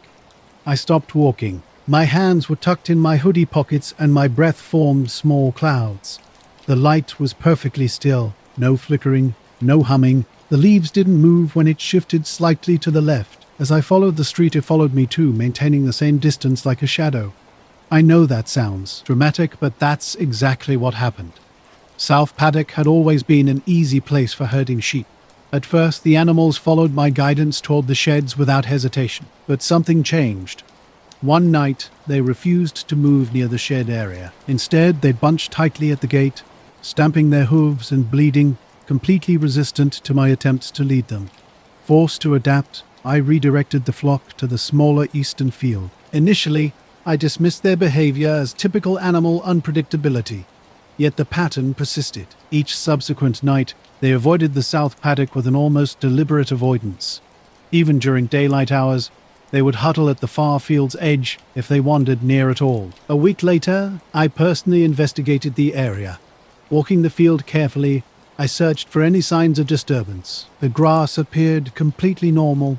No scorch marks, no broken fences, just the familiar pasture landscape. However, an inexplicable heaviness hung in the air, pressing down with an unsettling weight. Earlier that day, some men had been standing at the fence, gripping the wooden posts tightly. By the time I approached them, they were already driving away in their car, not once looking back. Since their departure, I haven't seen them again. The strange lights have vanished too, but the sheep's reluctance remains. They continue to refuse settlement in that field, as if sensing something I cannot comprehend. I arrived at school early. An overnight fog had settled, leaving the front steps slick and wet. 2 men stood by the flagpole, the type you'd only encounter in movies about classified information. Their shoes were so meticulously polished they reflected the concrete surface like mirrors. One of them locked eyes with me, giving the impression he'd been anticipating my arrival. With his companion, he approached and stopped just a few feet away. The encounter didn't immediately register in my mind. One man bore a small scar on his cheek, and both carried a faint scent reminiscent of hospital-grade lemon cleaner.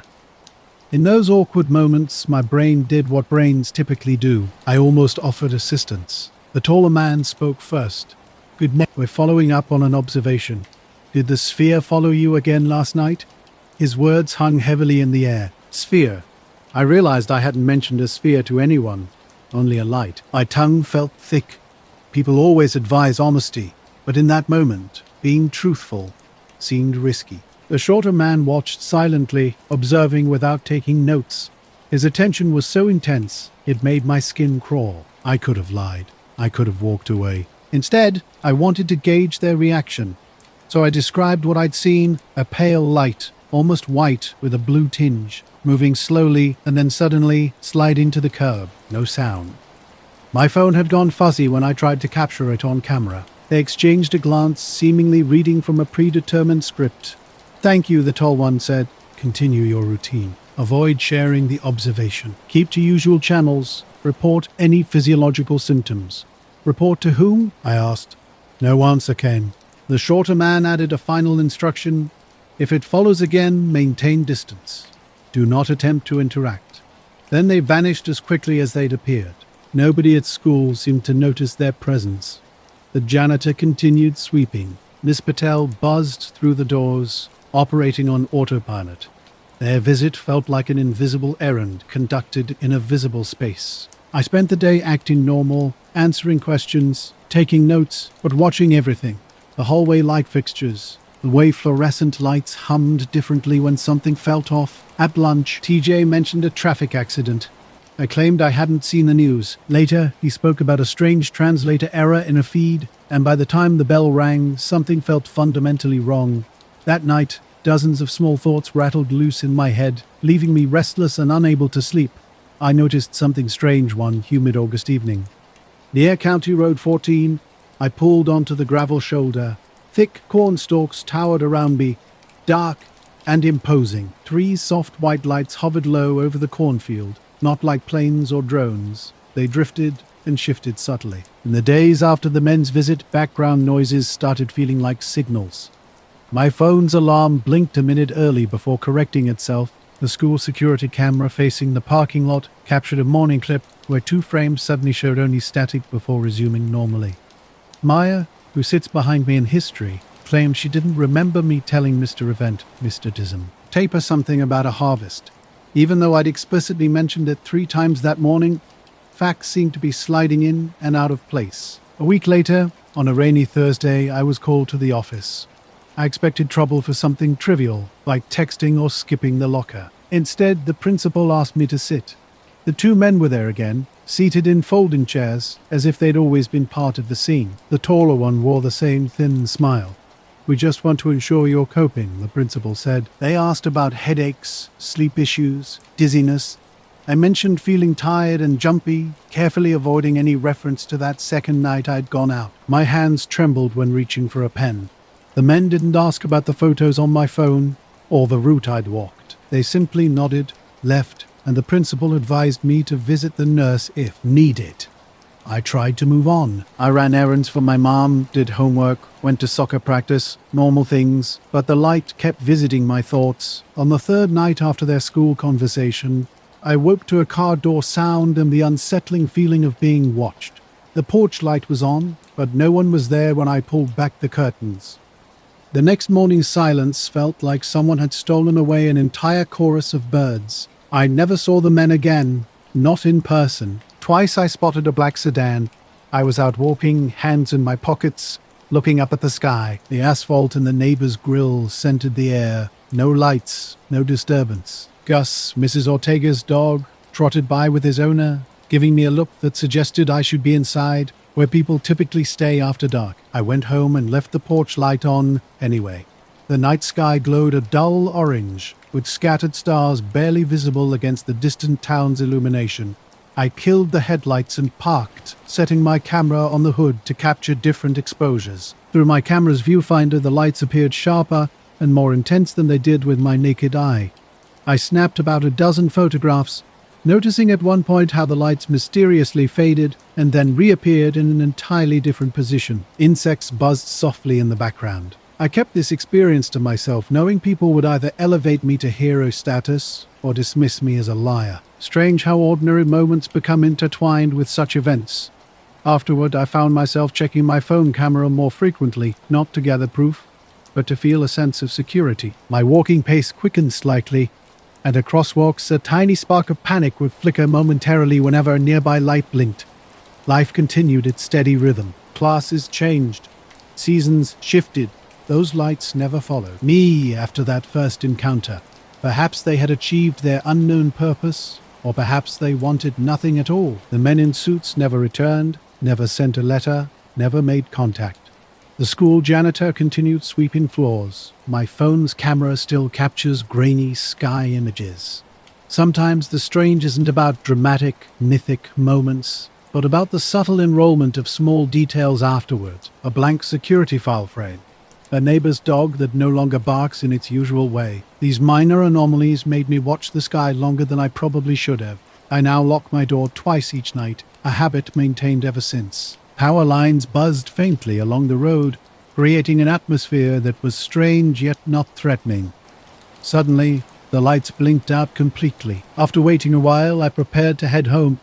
That's when they appeared. Two men stood by my car's rear, near the trunk. Their appearance was striking. Black suits, white shirts, and black ties that looked like winter funeral attire. Neither seemed affected by the heat. One was significantly taller than me, at least half a foot, while the other was only slightly shorter. Their black shoes remained impeccably clean despite the dusty gravel. I hadn't heard them approach. One moment I was adjusting camera settings, and the next they were simply there. "Evening, ma'am," the taller one said in a low, even voice. Now, here's the rewritten version. Late November. Darkness fell early in my small one-story house on the edge of a farming town in upstate New York. The kind of quiet place where everyone knows each other. I work at the feed store. Nothing exciting. 2 nights earlier, while stacking wood behind the house, I spotted something strange in the sky. 3 dull orange lights moving in a slow triangle, completely silent. They passed overhead, stopped briefly, then shot east faster than anything I've ever seen. I didn't tell anyone. Not my neighbors. Not my coworkers. I didn't even take out my phone. That Friday night, watching TV with the dog at my feet, someone knocked on the front door. These weren't quick taps, but 3 steady knocks. Nobody drops by out here without calling first, and I wasn't expecting anyone. When I opened the door, a tall, pale man in a black suit stood on the porch. His white shirt and black tie looked formal, and his polished dress shoes seemed absurdly out of place on a muddy farm road. He didn't smile or introduce himself. Their words barely carried across the open field. "We'd like to see the camera you used," they said. I gripped the camera tighter and asked who they were. They didn't respond. The shorter one repeated the exact same line, word for word, as if reading from a script. Their delivery was unnervingly uniform. No accent, no emotion. When I asked why, they stared silently for a full 5 seconds. Their faces were pale but not sickly, impossibly smooth in a way that made determining their age difficult. Dark hair was parted precisely on the side, cut short like in an old photograph. Finally, the taller one spoke, his lips barely moving. To verify, I stepped back toward the driver's door, declaring I wouldn't hand over my camera. Simultaneously, they both smiled an identical rehearsed expression with a small upturn at the corners, revealing perfectly even teeth. Without another word, they turned at the exact same moment and began walking down the road away from me. No car, no flashlight, just black suits and pale faces in the humid darkness. Their shoes crunched on the gravel for a few seconds before falling silent. When I looked up, they had vanished. The road stretched long and straight with no possible turnoff. Shaking, I got into the car and locked the doors. My hands trembled so much that I dropped the camera on the passenger seat. As I drove back to town, the radio dissolved into static for about a mile. Checking the rearview mirror after a night shoot, I saw only an empty road. Back home, I loaded the photos from my camera. At first, everything looked normal, dim shapes of the cornfield with some faint glows where lights had been. But halfway through the sequence, something changed. One shot revealed 2 men standing in the cornfield between the rows, facing the camera. They were blurry but unmistakable, black suits among the cornstalks, looking straight at me. I hadn't seen anyone while shooting. No movement, no rustling leaves. In the next shot, they were gone. Just empty rows of corn. I shut the laptop and walked around my house, turning on every light. It was after midnight. Outside, only crickets broke the silence. 2 days later at the grocery store, my phone buzzed with a text from an unknown number. It was my own photo, zoomed in on the 2 men's faces. No message, no caption. When I got home, the camera battery was dead, though it had been full the night before. The memory card was missing and I knew I hadn't removed it. I've replaced my lock since then and still go out on shoots, but never alone and never near that cornfield. Then he arrived. Good evening. May I come inside to ask a few questions? No introduction, no badge, no warmth. I was busy and asked what this was about. He tilted his head slightly, almost bird-like, and stated precisely that he was gathering information about aerial phenomena observed from my property on November 23rd at 6:37 p.m. The exactness of the time caught my attention immediately. I hadn't told anyone about what I'd seen. Not a single person. Not even written it down anywhere. How do you know about that? I asked. He didn't respond, simply repeating, "We're gathering information." His appearance was unsettling. Skin like old grey paper. Thin, colourless lips. Eyes incredibly dark. So dark that pupils and irises blended together, and he didn't blink. Not once. Standing in the drizzling evening with my porch light buzzing overhead, he began asking extraordinarily specific questions. Describe the light's arrangement. Describe their travel direction relative to true north. Describe any sound level or electromagnetic interference changes. He used the phrase electromagnetic interference as if reading from a script. I gave short answers, mostly hoping he'd leave. 3 lights moving east, silent, nothing else. When I said nothing else, he tilted his head again and stared at me intensely. A blank yet penetrating look, seemingly waiting for me to elaborate or correct myself. I closed the door, my heart racing after the brief encounter. The entire interaction had lasted maybe 3 minutes. In the living room with my dog nearby, I tried to calm down. Moments later, curiosity got the better of me, and I decided to check where the mysterious visitor had gone. Maybe I could catch a license plate. When I reopened the door, the porch was empty. The gravel driveway showed no trace, no car, no footprints in the wet ground. The drizzle continued. Later that evening, I was driving home on Route 9, the stretch that runs past Miller's farm with its broken fence and square barn. Around 10:30, the rain had eased to a steady mist that made the road glisten. I'd been glancing at the GPS, my mind wandering, when a pale light appeared over the field to my right, just above the crop stalks. At first, I thought someone had left a tractor light on, but it hung motionless. No beams swept across the field, just a soft white glow like a porch lantern floating 10 or 12 feet off the ground. I did what most people do. I slowed and then stopped on the shoulder. Hazard lights blinking in. The drizzle, the car went quiet except for the wipers. The light remained steady, not pulsing, making no sound. Back home, something felt off. My dog was whining softly. He almost never does that. I grabbed a flashlight and walked out to the road, scanning about a quarter mile in both directions. With the drizzle and my porch light behind me, I should have been able to see a tail light, or at least a dark shape moving away. Nothing. Just the sound of rain on leaves.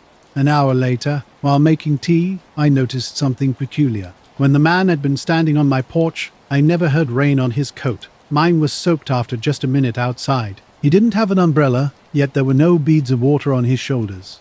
His leather shoes remained polished and spotless. The next morning, I checked my old motion-activated security camera over the garage. It records short clips whenever someone approaches the driveway. There was nothing from that night. No car pulling in, no person walking up, no one leaving, just the normal empty driveway. I thought about telling someone, but what would I even say? That some guy in a suit knew something, appeared mysteriously, and left no trace. Here's the rewritten text. Something strange happened that night on a desolate road. What started as what I thought might be a farm equipment prank quickly became something more unsettling. 3 lights appeared in the sky, moving in a way no aircraft should, sliding sideways about 30 yards before stopping completely. My radio erupted into static, first a faint buzz, then pure white noise drowning out the local station. The dashboard clock blinked 0 before resetting to the correct time. I tried taking pictures, but my phone captured nothing. Just smears where lights should have been. When the lights vanished as suddenly as they'd appeared, I drove on with slightly shaking hands. The field looked ordinary under my headlights, but the road felt unnervingly empty. No trucks, no other cars, not even crows on the fence. The world had shrunk to something tight and confined. A week later, a letter arrived in the mail. No return address, no postmark. Inside was a single piece of white paper with words typed precisely, "Thank you for your cooperation." I didn't keep the letter. I burned it. Since then, strange encounters continued. The next morning, a black sedan appeared 2 houses down. Parked under the sycamores, it looked pristine, no rust, no bumper stickers with a license plate that didn't trigger recognition. Sometimes the driver's seat looked empty. Sometimes a shadowy figure occupied the passenger side. I didn't approach it. On the 3rd day's midpoint, I watched it pull away when heading to the hardware store. Its movement was unremarkable, just enough to turn the corner and disappear. Now, if a car slows down near my place, I find myself turning off the lights and waiting until it passes. Now I noticed something odd while tracking its movement. I was maintaining a steady pace, half a block behind a delivery truck, and never exceeded the speed limit. When the truck turned, the sedan smoothly eased into the space left behind. I dismissed it as mere coincidence and went about my day. That evening, during the rain, I saw the car again at the end of the cul-de-sac. I'd been to this diner on Pine Street before, the kind of place that keeps coffee brewing all night and displays a board claiming pie is fresh even at 2 a.m. I parked and went inside for a hash brown. When I emerged, the black car was closer, idling by the pump. The driver's side was tinted so dark you couldn't tell if anyone was inside. Over 2 days, the car kept appearing in little ways. At the grocery near the library, parked where it didn't belong in the church lot. Each time I caught sight of it, that small tightness returned, like the skin between my shoulder blades had been pinched and held. I mentioned to a work friend that I thought someone might be following me. He joked about the UFO guy last month, and his laugh didn't reach his eyes. He suggested calling the police if I was sure, but I didn't follow up. That Friday night, unable to sit in my dark apartment staring at the street, I stopped at the diner. Inside, it was warm with fluorescent lights almost too bright. An old man ate beans at the counter. Ellie, the waitress who knew me by sight, brought coffee without asking. I took the booth by the window to watch the parking lot. The black car was there, as expected, parked far enough away that no one noticed right at the edge of the street lamp. Halfway through my sandwich, the doorbell chimed. 2 men in black suits walked in, not just dark jackets and slacks, but those old flat lapel suits that seemed from another decade.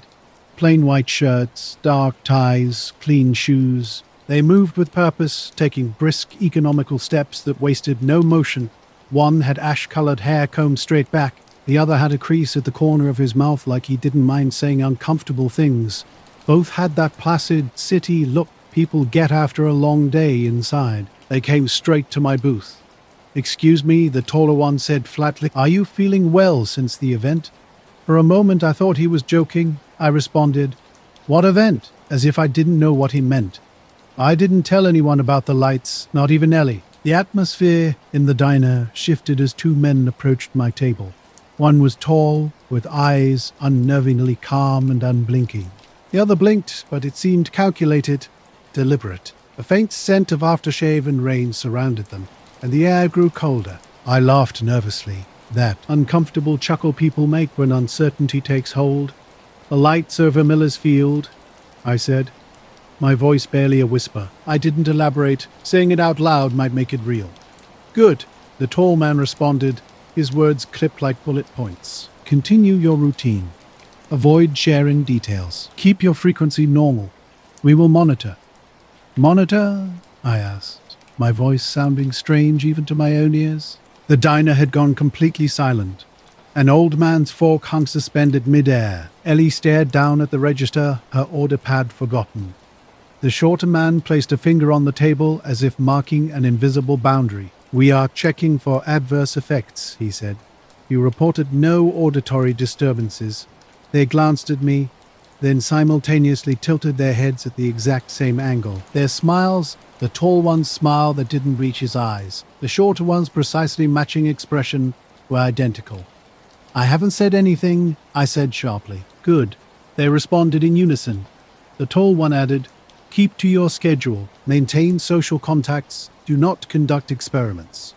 The words hung heavily. I couldn't remember planning any experiments.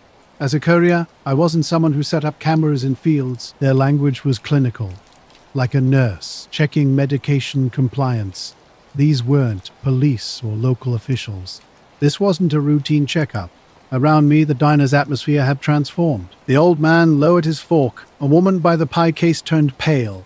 A young cook in a baseball cap concentrated intensely on flipping eggs, as if his focus could make these strange men vanish. They stood there for maybe 2 minutes before turning and walking to the door with the same slow, economical pace. Through the rain-streaked window, I saw their black car, headlights off, glass tinted. They stepped into the mist and reached the vehicle in just a few strides. The tall one opened the door, and then they were gone. The black car had barely left when I started replaying everything that happened. 2 men, no introductions, just a procedural interaction that felt more like closing a file than a confrontation. A waitress approached, her voice slightly too bright. I left a $10 bill on the table and walked out without finishing my coffee. Outside, rain was falling under street lights. The men weren't violent, and they weren't threatening in the way someone with a weapon might be. I thought about their cryptic words and the strange instruction to avoid sharing details.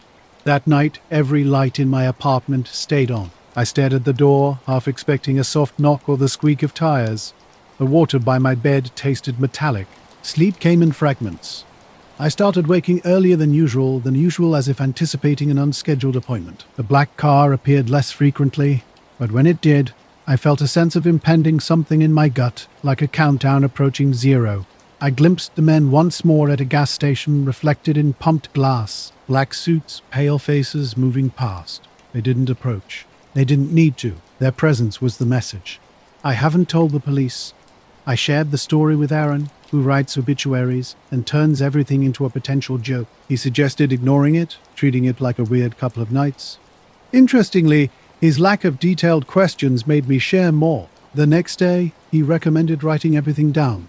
So, I did. Longhand in a notebook now sitting on my kitchen table. The pages are filled with timestamps, descriptions of their synchronized smiles, details about the car, the rain, the diner's coffee smell. I keep driving past Miller's Field, parking on the shoulder, staring into darkness. I'm searching for that light again, wanting proof, wanting to explain this to myself in one coherent sentence. Daylight reveals a banal landscape, neat cornrows, a broken fence I've meant to report. But at dusk, there's sometimes an unexplainable glow on the horizon, something my camera can't capture. Now, when I lock my front door at night, I do it twice. I check the peephole repeatedly. Something has changed and I can't shake the feeling that this isn't over. The black car reduced my world to the size of a curtain's edge. Deliveries done, I'd sit in the diner eating a solitary late sandwich. Nobody inquired about my health anymore. The men didn't need to threaten me. Their check-ins were procedural. A file closed with mechanical precision. No warmth, just pure routine. Midnight found me posting a photo from the Harbour Road, tide low and quiet. 3 lights hung over the horizon. Nut water hanging like delicate lamps above the bay. I'd stopped my car, climbed the breakwall, and snapped a few shots with my phone. What my screen showed was clearer than what my eyes could see. 3 white dots forming an uneven triangle, sometimes wobbling, sometimes steady. My upload to the town's Facebook group was simple. We had lights over the bay. Anyone else seeing this? The group typically buzzed with mundane updates, crab recipes and lost dog notices. I didn't expect much response. Distant gull sounds and harbour hums seeped through my cracked window as I drifted off to sleep. Tuesday morning arrived like any other. I worked the early shift at Anchor and Elm, serving coffee and sandwiches to pre-dawn regulars. Soft grey fog made lamps glow like moons. My post gathered minimal engagement, just a boat sale advertisement and a casual "wow, nothing urgent" comment. Around 8 a.m, an older man in a wool coat settled at the corner table. More customers trickled in. By 9 o'clock, when the morning rush settled into its steady rhythm, they appeared. 2 men in black suits, the kind Hollywood depicts in government films. No badges, no identification. Their movement wasn't like locals or tourists, but calculated and precise. Heels set, shoulders rigid, they stopped exactly at my service counter mid-muffin stack and coffee pour. No order, no small talk. Just 2 black silhouettes in the misty light. At first, they seemed ordinary enough. Clean suits, short hair, the taller one with a fade, the shorter with a narrow jaw. Something felt off. Standing over the counter, they stared directly at me without blinking. Not once. Initially, I thought they were just intensely focused on the pastry case. But the taller one's head tilted slightly, his eyes tracking me like an animal watching movement. He wasn't chewing, wasn't breathing heavily. He simply existed. They remained motionless for what felt like 15 minutes. Despite the busy cafe, the register line seemed unusually quiet. People would glance over, then return to their coffees as if nothing strange was happening. I continued making sandwiches, taking payments, while these 2 men stood like stationary figures someone had deliberately placed. Regulars behaved bizarrely. Pete, who always orders his sausage and egg at 9:30, would look up and smile as if everything was normal. A woman with a stroller sat nearby, scrolled through her phone, then left without incident. My hands trembled slightly as I wiped the counter, hyper-aware of the 2 men who had been standing motionless for at least 15 minutes. No newspapers read, no casual movements, just their precise, calculated presence that felt like a carefully choreographed scene. The shorter and taller men carried themselves with an unmistakable authority. Shoulders slightly forward, chin set, they examined me thoroughly. I felt increasingly uncomfortable, unsure why I couldn't bring myself to ask if they needed anything. Eventually I managed a simple question. "Can I help you fellas with anything?" The shorter one turned his head marginally, almost imperceptibly. No real facial movement, no sound. The taller one nodded, as if that answered everything. His first words came flat and measured, like a recorded message, "Everything all right?" The question landed heavily, not because of its content, but because it came from someone who'd been watching me without blinking. I answered reflexively, "Yes, everything was fine." Then I wondered why I was even responding. The shorter man cut straight to the point. "Have you slept since the event?" He continued without pause, asking about headaches, ear-ringing, disrupted appetite. The word "event" made the coffee in my hand feel suddenly sharp and acidic. I hadn't told anyone, not my mother, not my boss, not even the online group where I'd half-jokingly mentioned the lights. I'd only posted a few pictures with minimal response. When I explained I'd seen lights over the bay and photographed them, it felt uncomfortably close to a confession. They listened, expressionless. The taller one instructed, "Continue routine. Avoid sharing details. Consult your physician if symptoms worsen." He placed a folded newspaper on the counter between us, leaving behind a single small rectangle of embossed ink resembling a barcode. The diner fell silent, that specific quiet that descends when significant conversation happens. Someone dropped a tray in the background, creating a momentary sound before silence returned. The 2 men straightened, signaling their imminent departure. They left exactly as they'd arrived, without touching the door, without drawing attention, Through the bell and into the fog, they vanished. Lights flickered over the bay, and something felt off. At the cafe, people moved in usual patterns, but the atmosphere was strange. Two men had been standing by the counter earlier, though no camera footage captured them clearly. I'd noticed something peculiar in my photos. My favorite shot of three lights over the water revealed two dark shapes just beyond the shoreline, like telephone poles, barely visible. Zooming in showed two figures exactly where the men had been that morning, one taller with hands forward, the other shorter with a tilted head. When I mentioned this to people at the cafe, reactions were mixed. The hat-wearing man claimed he'd seen nothing. Ellie at the register, who'd worked mornings for 6 years, suggested I might be overtired. "You've got a lot going on," she said softly. "Maybe you're just jumpy." Pete said he'd been on his phone. The woman with the stroller recalled nothing of our encounter. Someone from the town's Facebook group sent a private message after I posted the photo, asking if I was okay. By noon, Harbor Patrol was investigating reports about lights. I texted back that everything at the cafe was fine and tried to focus on making sandwiches. That night I rode the late bus home under a clearing sky. The fog lifted, lights over the bay vanished. My roommate's friends were loud, but I couldn't settle. At 2 a.m. I got up to use the bathroom and found the kitchen dark. My phone lit up with a mysterious notification. A direct message from an unrecognizable user contained only the photo I'd taken of the three lights. The timestamp predated my original post. No username, no caption. I stared at the little card, noticing a dull rectangle where ink had been pressed into the paper. In the following days, I expected something to happen. I waited to be questioned, told to stop posting, or given instructions. I drove past the harbor, scanning the water and sky for anything unusual. Sometimes a black car would appear, adding to the growing mystery. Known down by the harbor.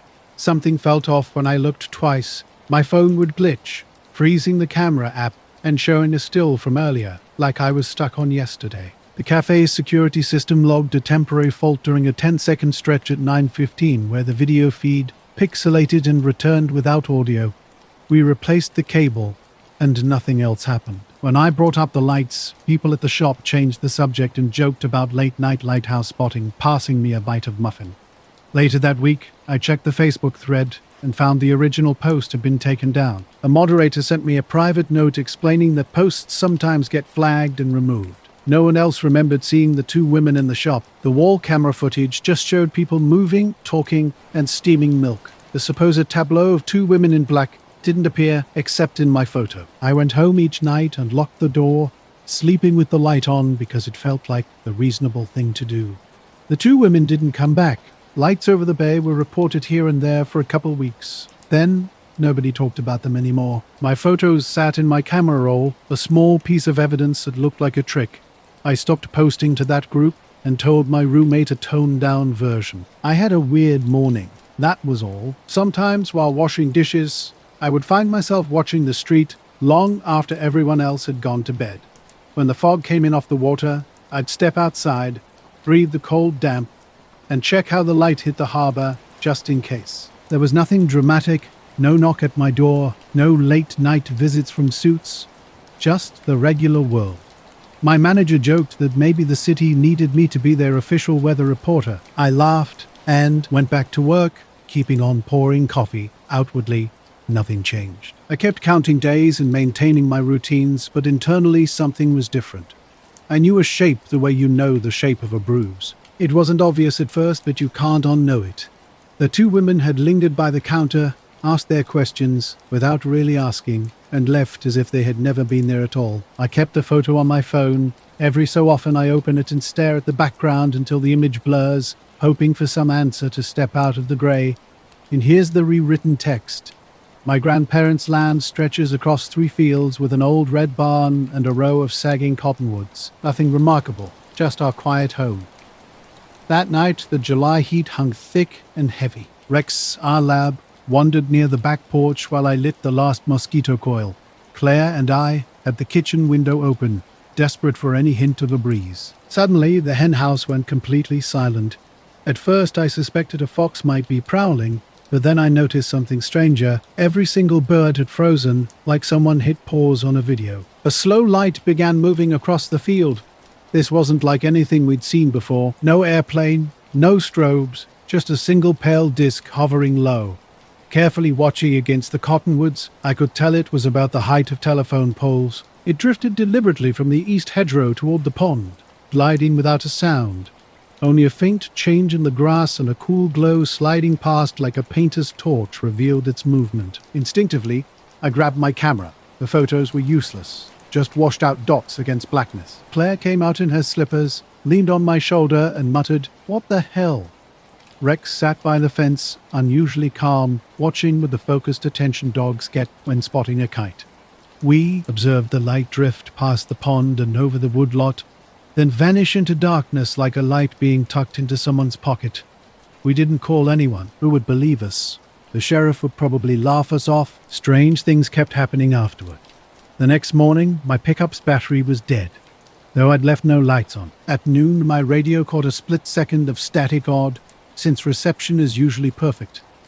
Claire's watch lost 5 minutes during the afternoon, then mysteriously found them an hour later. The hens refused to go near the east hedge, clustering tightly along the coop. Grandma Ellen, who's lived here 50 years, just shook her head when we told her. Weather can turn thick and still, creating conditions where odd things seem to happen almost naturally. Claire had mentioned a dream about voices in the grass, laughing it off over coffee but keeping her purse close. The game camera by the pond held something unsettling. 6 seconds of black, then static, then 6 more seconds of black. No image at all. The time stamp read 2 a.m., which didn't quite match when the hens went quiet or when the light had passed. He stood on the porch, an unexpected visitor who seemed more downtown office than gravel farm drive. When I opened the door, wiping my hands on a towel, his first words were direct. "Evening. I apologize for the intrusion. May I have a glass of water before we discuss last night?" Something felt strange about how he spoke, as if our discussion was anticipated, not surprising. Behind me, Claire watched from the kitchen island. Grandma Ellen rocked in her chair, knitting needles, clicking softly. The dog gave a single sharp bark. His unusual face caught my attention first. Eyes an indeterminate color, not quite brown, not quite gray, and he didn't blink while speaking. I handed him water from the tap, which he took politely. His fingers wrapped around the glass with practiced precision, though he never actually drank. When I realized this, I felt oddly foolish. "You okay?" I asked. He set the glass down and responded in a precise, economical voice. "Thank you. Now, would you describe what you observed?" No notepad, no phone, no request for footage, just a direct request and patient waiting. So I told him everything, about the pale disc hovering over the pond, how it slid into the trees and vanished, how the fence had frozen Rex, sitting watching, the camera by the post capturing only a blank clip at 0212 a.m. Claire mentioned her watch losing time. Grandma Ellen spoke of her dream. He nodded after each detail, as if cataloguing information in some internal system. We didn't talk much about the light. Claire put away dishes mechanically, pausing midway to rub her palms together, a telltale sign she was trying to stop thinking about something. "Maybe we should call somebody," she said, just to have it on record. I agreed we would handle it the next day, which felt safer than immediate action. And he stood delicately balancing 2 fingers on the glass rim and walked off the porch, down the drive, through the next gate, toward the pond. Between the trees he moved like someone navigating a familiar hallway. Within 30 yards, the light through the leaves absorbed him completely. He vanished. We remained motionless. Claire had dropped her dish towel. Grandma Ellen's knitting slipped from her hands. Rex flattened his ears and whined softly. The untouched glass sat on the porch rail. Hours passed. The sun dipped. Corn shimmered. Crickets awakened. Darkness settled.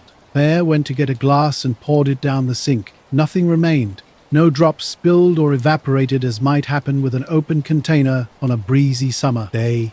The glass looked untouched, dry and cool. When I ran my fingers inside, no trace of water existed, no hint of mineral rings on the edges.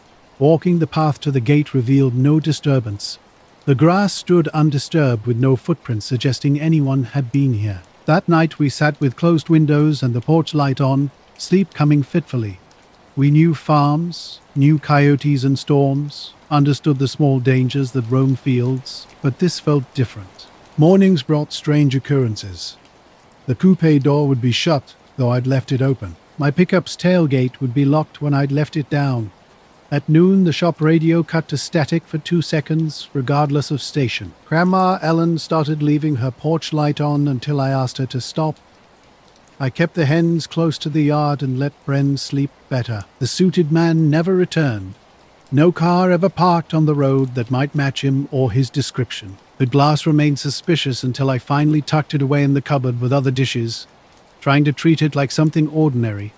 Sometimes I look at that cupboard and think of frozen hens, of a quiet field where a single light moved like a hand sweeping velvet, of how the man's tongue didn't move when he spoke, of how he left a full glass of water untouched. I don't call this an event or a visitation. I'm not spinning tales about UFOs or hidden worlds. The story begins with a shared experience of mystery. Seasons pass with hens pecking near the hedge, and some nights I still glance at the pond. I was on the roadside, engine running, when the first car passed, seemingly oblivious. Near midnight, the rain had softened, making highway lights smear. Returning from a job in the next county, I was driving down a stretch of highway where white lines and occasional diner signs were my only companions. Suddenly, my headlights shifted from a normal dim yellow to a bright blue in an instant. Other drivers continued speeding past, unaffected. To the east, a light caught my attention. At first it seemed like a construction sign, but something was different. Hovering about 100 feet above the guardrail, it was motionless and soft, like an abandoned lamp suspended in midair. Shaking, I pulled over and killed the engine. Rain hissed softly on the hood while my phone showed no signal. I didn't attempt to film. That would have felt like admitting fear. Instead, I watched. Cars continued passing beneath the light, close enough to flag down, but nobody stopped. It seemed as if vehicles were moving around something invisible, unnoticed. The light was a clean disk, a pale color I couldn't immediately categorize. Later, when I tried describing it in my phone's notes, soft white with a blue wash, felt inadequate. The radio suddenly erupted into static, not a gradual fade, but an abrupt white roar, as if disconnected from any rational source. My dashboard clock blinked 0 momentarily before resetting, and the digital thermometer flickered 2 degrees before returning to normal. A truck passed 2 lanes away. The driver stared straight ahead, mouth moving, possibly speaking to a passenger. He didn't slow down. The light then slid sideways, not sharply, but like an object being gently nudged across the surface. The air felt different, not from wind or pressure, but as if someone had drawn an invisible curtain around me. I oddly recalled a pot of coffee left on a burner, how its aroma lingers and fills a space.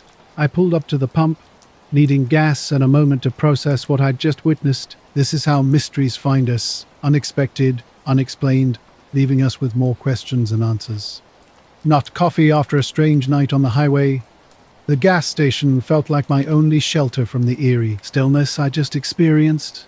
2 men stood at the counter, completely out of place, their dark suits and polished shoes looking like they'd stepped out of a downtown office, not a roadside stop. Marco, a kid I knew from a previous job, waved me toward Pump 3. Inside the convenience store, diesel and peppermint gum hung in the air under harsh fluorescent lights. One man was tall with a square jaw, the other shorter with a thin nose and a close-shaved beard. They were unnaturally still, positioned near the cooler but not buying anything. When the doorbell rang, they both turned in perfect synchronization. Small details caught my eye. The taller man's slightly misaligned tie, a tiny scuff on the shorter man's right shoe. Their gaze locked onto me, and after my odd night on the highway, I felt like prey. "Sir," the tall one spoke, his voice completely neutral. "You were on Route 47 earlier this evening, were you not?" It wasn't really a question. Something about how he knew the route made me uneasy. I nodded. "Headed back from the mill," he continued. "Did you observe any aerial lights approximately 8 miles east of the bridge?" My throat tightened. "Yes," I said. "I did. Earlier driving home, I'd been cautious. The highway had shown me something strange, a light that winked out instantly like a photograph snatched from the sky. No sound followed, no echo, just darkness with distant truck tail lights ghosting across my dashboard. The shorter man studied his hands, then looked up with a gaze that made me read his expression twice. It wasn't anger or friendliness, just pure puzzlement. "Describe the exact color of the lights," he demanded. "Colors can be tricky, especially when recalling something from a nighttime encounter." I thought about how the light appeared, pale like the inside of an overcast day, but with a coolness that made its edges shift toward blue when I blinked. I described it exactly. A soft white with a blue wash, more blue than halogen, yet softer than neon, like the blue you'd see in a pale winter window, clean but not electric. Their exchange was lightning quick, a subtle tightening at the corner of the taller man's mouth, the shorter one tilting his head as if mishearing something. The moment lasted less than a second, but felt pivotal. Naughty stared at me, his face going blank. For the first time our eyes fully met, and I caught a glimpse of confusion. "Excuse us," he said abruptly, causing Marco at the register look up from bagging chips. They left exactly as they'd arrived, through the glass door, buying nothing, not even touching the pumps. Walking into the rain, they moved like men with a precise destination. I watched them go, expecting them to enter a car, but no vehicle sat in the station lot. For a moment, I imagined they ducked behind a truck, but no vehicle could hide two grown men without a sound. I paid for my coffee with cash. My card felt too slow, and Marco didn't ask for a receipt. Outside, the rain intensified, streetlights blooming into halos. I fumbled my car keys, feeling disoriented as the engine started. Coffee's aroma filled the car while I watched the station's edge. 10 minutes later, a black sedan rolled slowly past the pump islands and eased down a side street. I watched, half hoping they'd stop, but the car continued on, driving home with low headlights and the radio at a polite volume. I didn't want the static to return. Outwardly, things went back to normal. I worked, drove county roads, mowed the yard, but inside, everything felt quieter. Small glitches became more noticeable. The oven clock would blink once at 2:12 a.m. and correct itself. My phone would flash a temporary loss of carrier while on hold. The electrical hum in the house took a soft skip. Once, while making dinner, I realized I'd been standing in the kitchen for 6 minutes, staring out the window, with no idea what had occupied my brain. These little skips made me watch the edge of my life carefully. For 3 mornings after that encounter, I kept replaying the color question in my head.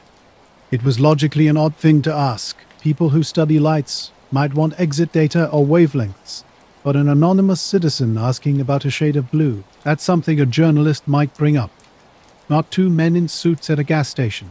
I told Marco the story the next time I went in for gas, partly to hear it out loud and check my own memory against his face. He shrugged like the sensible city kid he was, mentioning he'd seen a car pull through the lot that night, black and clean, but hadn't thought to pay much attention.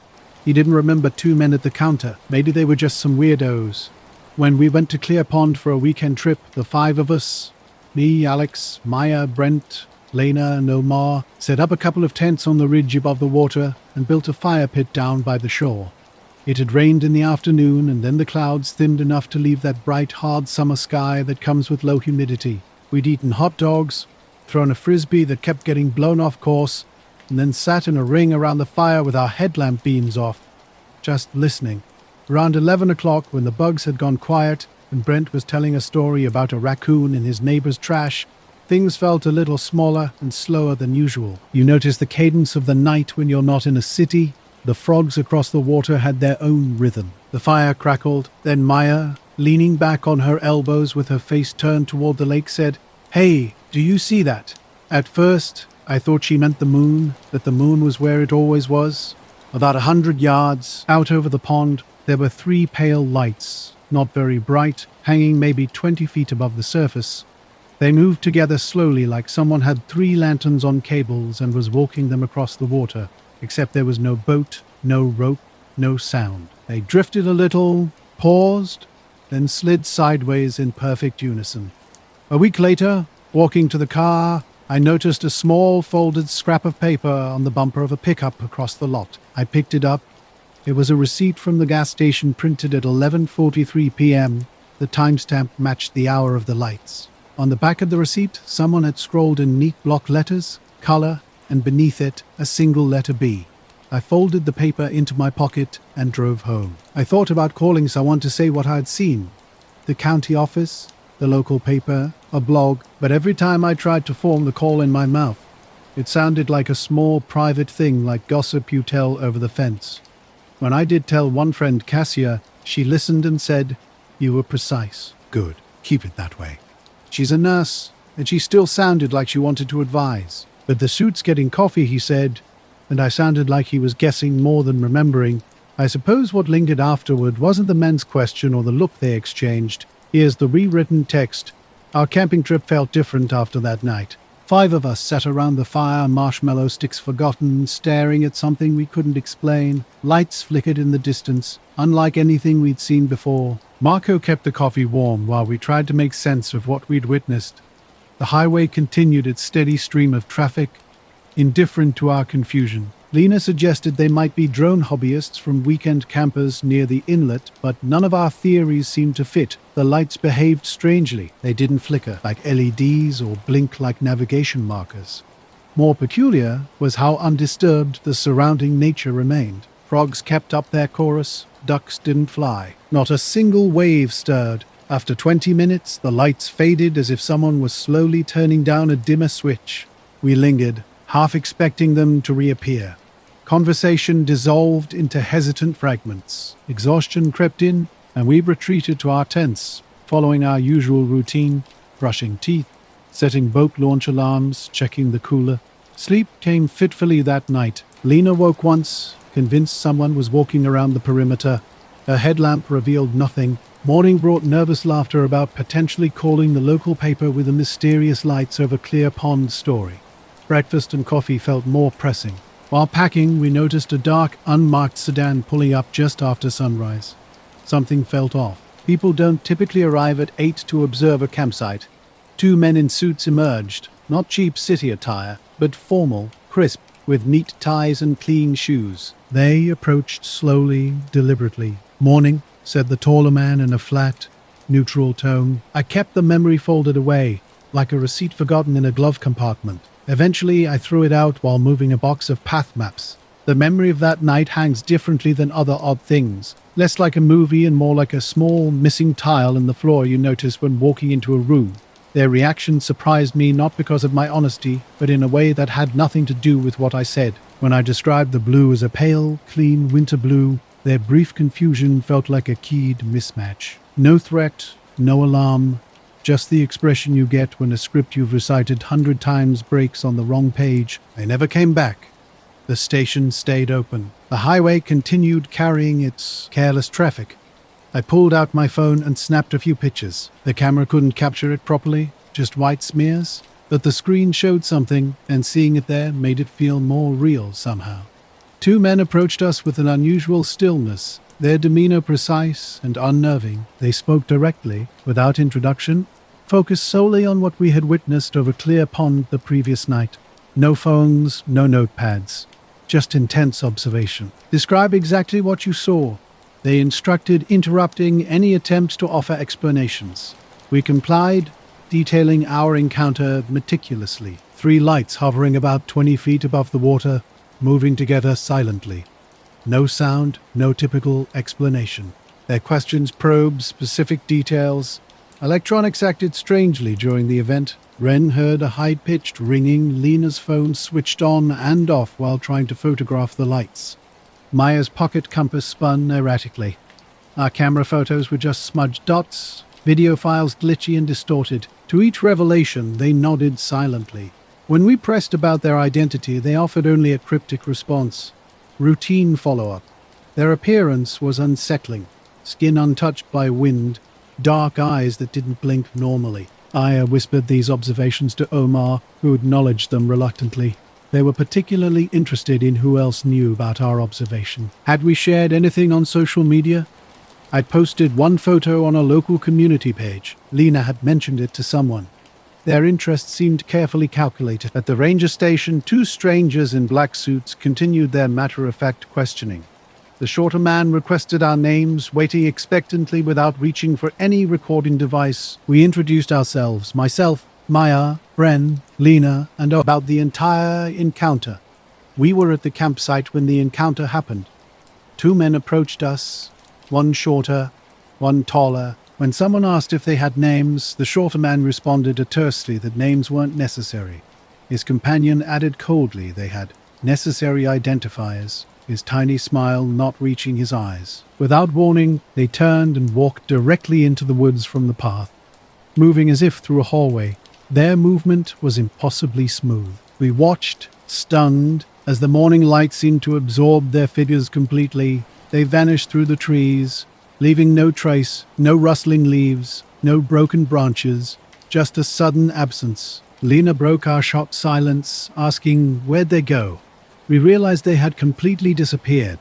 The light through the pines looked unchanged, as if they had never existed. Following procedure, we called the ranger, but he was out checking a damaged sign and didn't arrive for 40 minutes.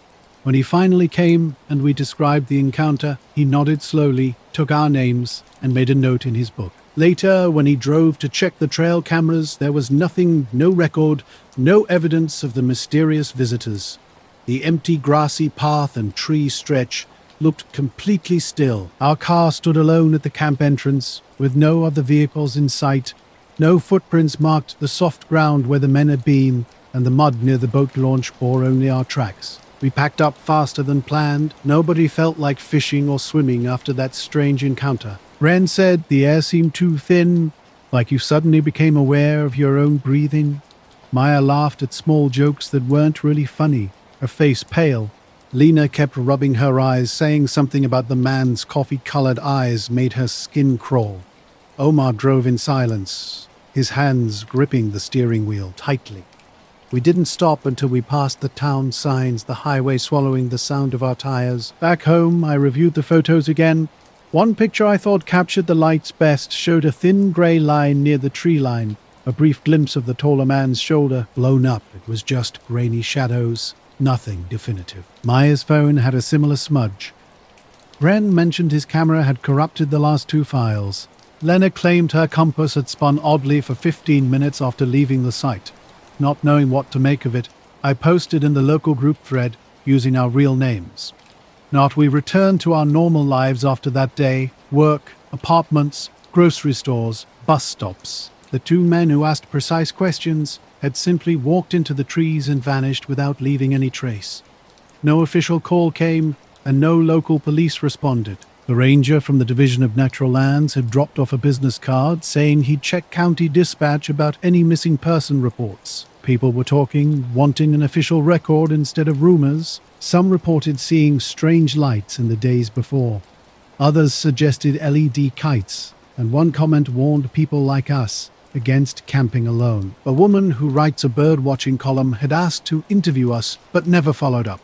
I've been hiking the Ridgeway Trail since childhood, knowing exactly when to put the phone away and when to take it out. This was August, with that hot dusk where the air hangs like a blanket and bugs make a steady shush in the leaves. Work had run over, so I started late and was above the 3rd switchback when something appeared. At first, I thought it was a reflection, maybe sunlight dragging off the stream surface, or a guy with a flashlight and bad timing, but it was higher than the tree line. Definitely not a reflection. Silver, perhaps 20 to 30 feet across, flattened on the bottom like a coin suspended on its edge. I moved slowly and deliberately. No jerks, no wings, and absolutely no sound. Birds kept flying past without spooks. The air remained unchanged. I filmed it because I couldn't not. My hand was slightly shaky, aware I might later need to defend this as not being a hallucination. The clip didn't capture much, just the usual grainy darkness, the silver smear. But when I replayed it, the motion looked strange. The object slid left, paused, then drifted behind the ridgeline. I stayed put for a long time, sweating and thinking. That night, I didn't post the clip. I told myself I'd sleep on it, but sleep never came. Brent mentioned the incident twice at work, but his colleagues just shrugged it off. The next day, I watched the footage on my laptop, knowing digital things can't always be trusted. Cameras crop and compress, and phone cameras especially struggle in low light. Every so often, I open the folder with the photos. I zoom in on the smear, trying to steady it into a face. I tell myself not to make anything of it, but something keeps drawing me back. Not 2 nights after my hike, a black sedan appeared on the curb across from my house. I live on a narrow lane where overnight parking is uncommon, so this immediately felt odd. The car was an older model, but in near-perfect condition.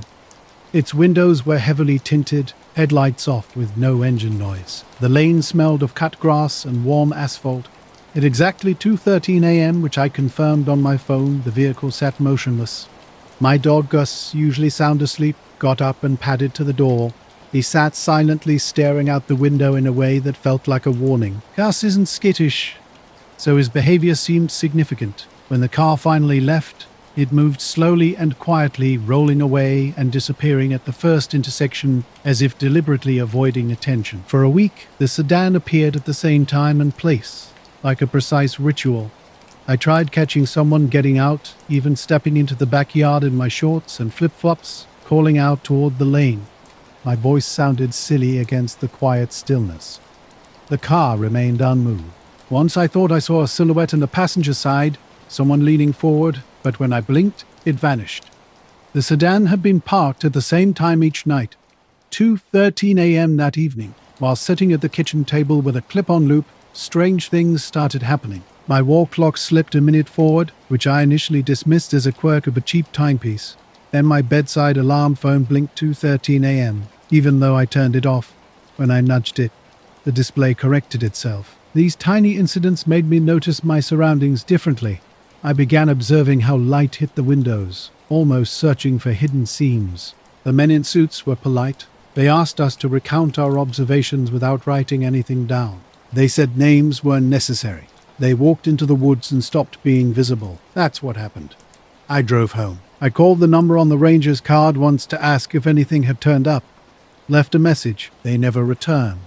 The outdoor blog I write for is run by Ben, a close friend who responds to my messages with jokes only we understand. After sending him a noisy file with an odd shape, he suggested coming up next weekend with binoculars, more of the day than here is. But every time I think of those two men turning toward the pines and vanishing, I find myself checking the door twice before bed. My old analog watch sat meticulously synchronized by the wall clock.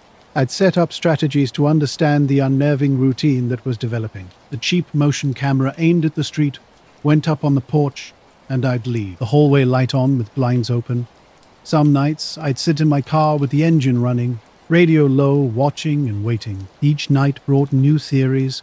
Maybe it belonged to a co-worker's friend. Perhaps someone was monitoring potential car thieves. The human brain loves finding patterns, and I was caught in one. Ben wanted the video clip, believing he could enhance the image with special filters. I was reluctant to share what felt like my private evidence, something I might need to prove my experience someday. I made copies, sliding one into the top drawer's SD card. On the 8th night, something changed. The car stayed until 3:01 a.m., sending a small adrenaline kick through me. At 3:02, it turned down the block and stopped directly across from my house. I couldn't wait any longer. With keys and flashlight in hand, I went outside. Gus, my dog, followed but stopped at the doorway. Not a confrontational type.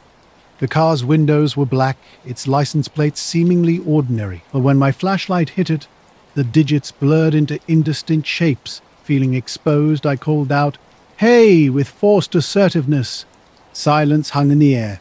Then, with mechanical precision, the passenger window lowered slightly. A hand emerged, tapping the driver's side glass.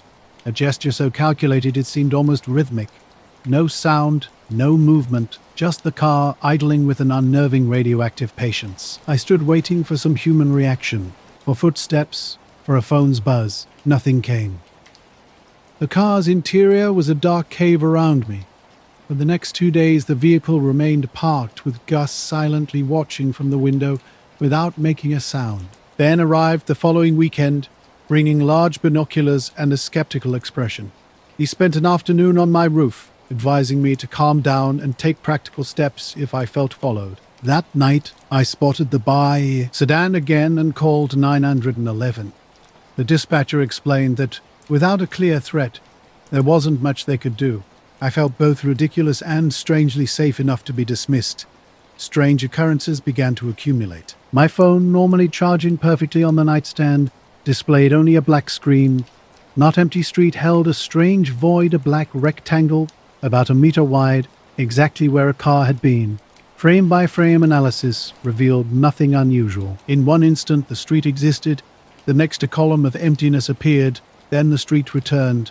The timestamps were peculiar. The camera logged the clip at 2137, and the garage DVR displayed a similar pattern. A brief grey interruption before normalcy resumed. Attempting to play the missing fragment on my laptop caused the media player to stall completely. A week later, I trailed the car from the intersection, keeping a steady 50-yard distance. My goal was simple: catch a glimpse of the license plate. The vehicle moved with unsettling consistency, never adjusting its speed. We passed stoplights, and at the second one something extraordinary occurred. The car eased forward and then vanished without hesitation. The road ahead stood completely empty, with the GPS showing a solid line. I checked my mirror.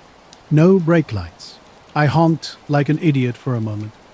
Suddenly, the car reappeared at the next bend, idling at the curb as if waiting for me to notice something specific. I was approaching a moment of raw honesty. This wasn't random. No ordinary prankster could orchestrate something so precise.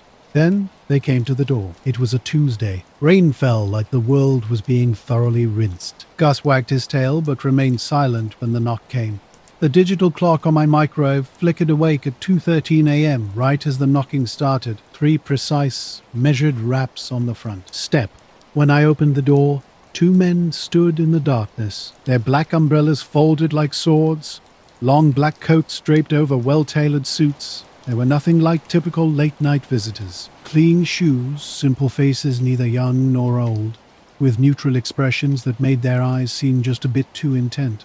"Good evening," said the taller one, sounding like a radio announcer without warmth. "We are here to speak about your footage." My heart seized. I hadn't told anyone I'd filmed anything. The private proof sat in my top drawer, and suddenly I felt sick. "Who are you?" I asked, trying to keep my voice steady. The shorter man spoke slowly. "We are with the office. We need to review the original file." I started to ask how they knew, then caught myself. They spread their hands, arms up, in a gesture that seemed almost conciliatory. "We're not here to make trouble," the tall one said. I sat on my porch, locked in a tense negotiation with 2 strangers. The SD card rested in my drawer, tempting me to hand it over and end this encounter. But something inside me resisted being pushed around. I told them I didn't want anyone going through my stuff, demanding they show a badge if they were law enforcement. They exchanged a look, that unspoken communication that passes silently between people who understand each other. "We are not law enforcement in the familiar sense," the taller one said casually, as if discussing the weather. The shorter man asked about auditory disturbances. My throat tightened as I slowly replied, "No." They smiled simultaneously, a practiced gesture that felt rehearsed. "Thank you for your cooperation," the tall one said. The shorter man nodded, tilting his head like someone checking off an item on a list. Then they turned and walked away, stepping off the porch into the rainy darkness. No car waited. They simply vanished, like figures falling behind heavy curtains. For a while, the nights rearranged themselves around that precise moment. I still check the trees when the wind dies down. Some nights I wake up and sit with my phone, watching time change. Life continued. I slept. I went to work. I hiked the ridgeway when weather permitted. Then Eric called just after midnight, his voice carrying a nervous edge I'd rarely heard before. "Dude, what the hell did you send me?" I was half asleep, drifting between dreams and waking. I told him I hadn't sent anything, but he insisted I'd texted a picture minutes ago. My messages app showed nothing. Ben had run the file through filters, but it never revealed more than a silver smear. He'd warned me not to post it after a reporter called, asking about the source of outdoor phenomena. He brushed the man off, working with freelance contacts. After those 2 men came asking for the file, things returned to normal. Gus stopped pacing by the window at 213. The porch camera remained quiet. Sometimes I pull out the clip and stare at that silver smear, wondering what those men on my porch had really seen. They'd said so little, merely stating they needed to review the original file and weren't there to cause trouble. They left the problem exactly where it had been, on a small, private, unsettled shelf of my life. I know Woe Men in Black stood on my porch. I know he clocked on my microwave lie up at 23 for a while, and hen, I didn't. Gus is a lighter sleeper now. He's become someone who pays Intiorn or small things differently. The Stree was his same rain stretcher had been for years. Loudon Meepo. That was he last night he car pulled up. I handed his SD card and a few days later and told him he hole him. Abridged and messy. He asked keep a copy. Showed he odd black rectangle. The car never came. I'm no saying I know what he were or what he car was. I don't. Eric's voice sounded unsound when he first mentioned he photo. Summing a by glowing shape hanging over he edge of my neighborhood. I denied sending anything bahu, he insisted. I came from my number. No send photos, no recant exits. My last message of him was just a meme about our fantasy league from 2 days ago. Describe what you're looking at right now, he said suddenly. My bedroom was dark with closed curtains. My phone was in my hand.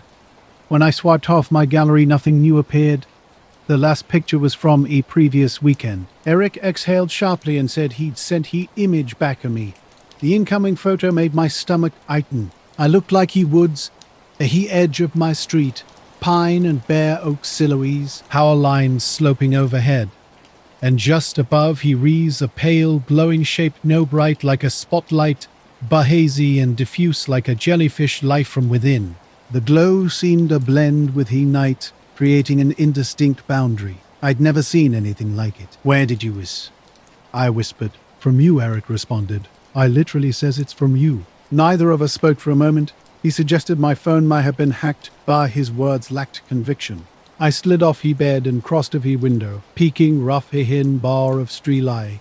Leaking he curtains, the street was empty. He raised a block's end dark and still. When I asked Eric send a screenshot of his messages, he complied.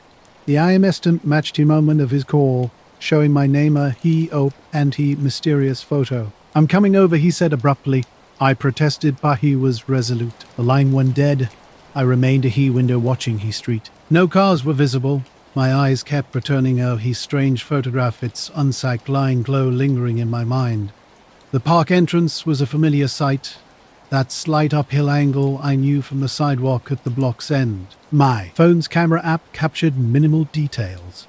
The photo was taken at 12:03 a.m. with no GPS or device information attached. Eric texted at 12:20 a.m. saying he was outside. I threw on a hoodie and went downstairs. He stood by his running car, looking unsettled. We confirmed I hadn't sent the mysterious photo. He turned his phone toward me, showing the faintly glowing image on the screen. Power lines were visible at the park entrance. I know where this is, he said. Let's go look, Eric suggested. We walked down the street together. A dry cold seeped through my clothes, making me shiver. Our footsteps echoed unnaturally loud in the hollow air. At the park entrance, everything appeared normal. The wooden sign, gravel path and trees stood black against the sky. No glow, Eric muttered quietly. I kept watching the tree line, expecting something to change. Nothing did. You still have the photo? I asked. He nodded, holding up his phone. It looks like it's right here over those trees, he pointed. Just darkness, I replied. We stood there for a long time. Eventually, Eric proposed a theory. Maybe someone spoofed your number. Some kind of prank. I challenged it. Then, why does the picture look like it was taken here? He fell silent. We walked back to my house. He didn't come inside, just got in his car and left. Upstairs, I sat on my bed's edge with the lights off. My phone lay on the nightstand. I checked messages repeatedly, waiting for something new. Nothing appeared. When I opened my gallery later, the same old photos remained. No trace of that glowing shape, but with my eyes closed, I could still see it hanging over the trees, faint and silent, like a lantern underwater. The next morning, Eric's text stunned me. The photo was gone from his phone. I asked for details. He explained the message remained, but the image was blank, as if it never existed. I checked our message thread. His screenshot from that night was intact, but the image he'd received was now just a grey box with a question mark. I scrolled through my photos again. Still nothing new. What happened that night remains a mystery to both of us. Now, when I walk past the park entrance after dark, I can't help but look up at the power lines and trees. Sometimes, a pale, glowing shape might be waiting where only a camera can catch it. The night was thick with fog, the kind that hangs in the streets like forgotten curtains and makes the world feel smaller. The parcel bay was half full, the scanner hanging on my belt after finishing the usual run through waterfront warehouses and flats. Dundee had quieted for the night, just past 11. The fog seemed to swallow sounds, creating an almost tangible silence. The radio was the first odd thing. I always kept it tuned low, some background noise to stay alert. For a while, everything felt normal. A local station playing a late-night show, but as I turned onto Lockey Road, it suddenly went to static. This wasn't the familiar fade-out hiss, but a thin, insect-like static that rose and fell like something breathing near the aerial. I flickered for a second, then cut to a mechanical silence, as if someone had pressed mute on the world. The display blinked, showing no station. I turned the dial. Nothing.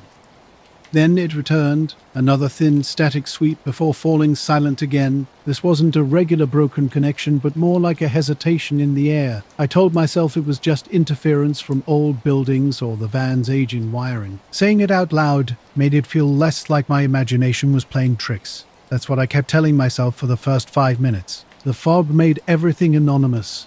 Street lights blurred into halos that didn't reach the pavement. Terraces on Tay Street had curtains drawn like shy houses. The city's night workers, who usually keep things moving, were mostly gone, which meant fewer sounds to orient yourself by. Even the dogs weren't barking much. A small constant city hum had been reduced to a tick. Then the van itself started acting strange. The engine was warm and steady, but for a heartbeat, the dashboard lights dimmed slightly, as if someone had tightened a hand on the electrics. It was quick, barely a second, and the heater fan kept turning like nothing had happened. I put the van into gear, pulled up, and everything felt ordinary. One of those little failures you shrug at because nothing major came of it. I left the rear doors open to let the fog drift through the back of the van, so it wouldn't hold the smell of other people's packages. The fog inside the bay made everything look soft and out of focus. I had a parcel for a first-floor flat. When I climbed the steps, the stairwell lights dimmed as if they were being watched. The woman who answered the door had her hair in a towel and looked as if she'd expected noise and got a silence instead. She said nothing about it. People don't always say what they notice. It's easier to let odd things slide. And I was inside the van with the heater running, watching raindrops beat against the window. The radio crackled with static, breaking the silence intermittently. My scanner beeped, signaling a new delivery code for the docks. Dave's voice came through the headset, initially clear but then distorting strangely words, flattening and hissing as if swallowed and then spat out. He asked if I could take an extra parcel. Without much thought, I agreed, not wanting to be the driver who refuses work.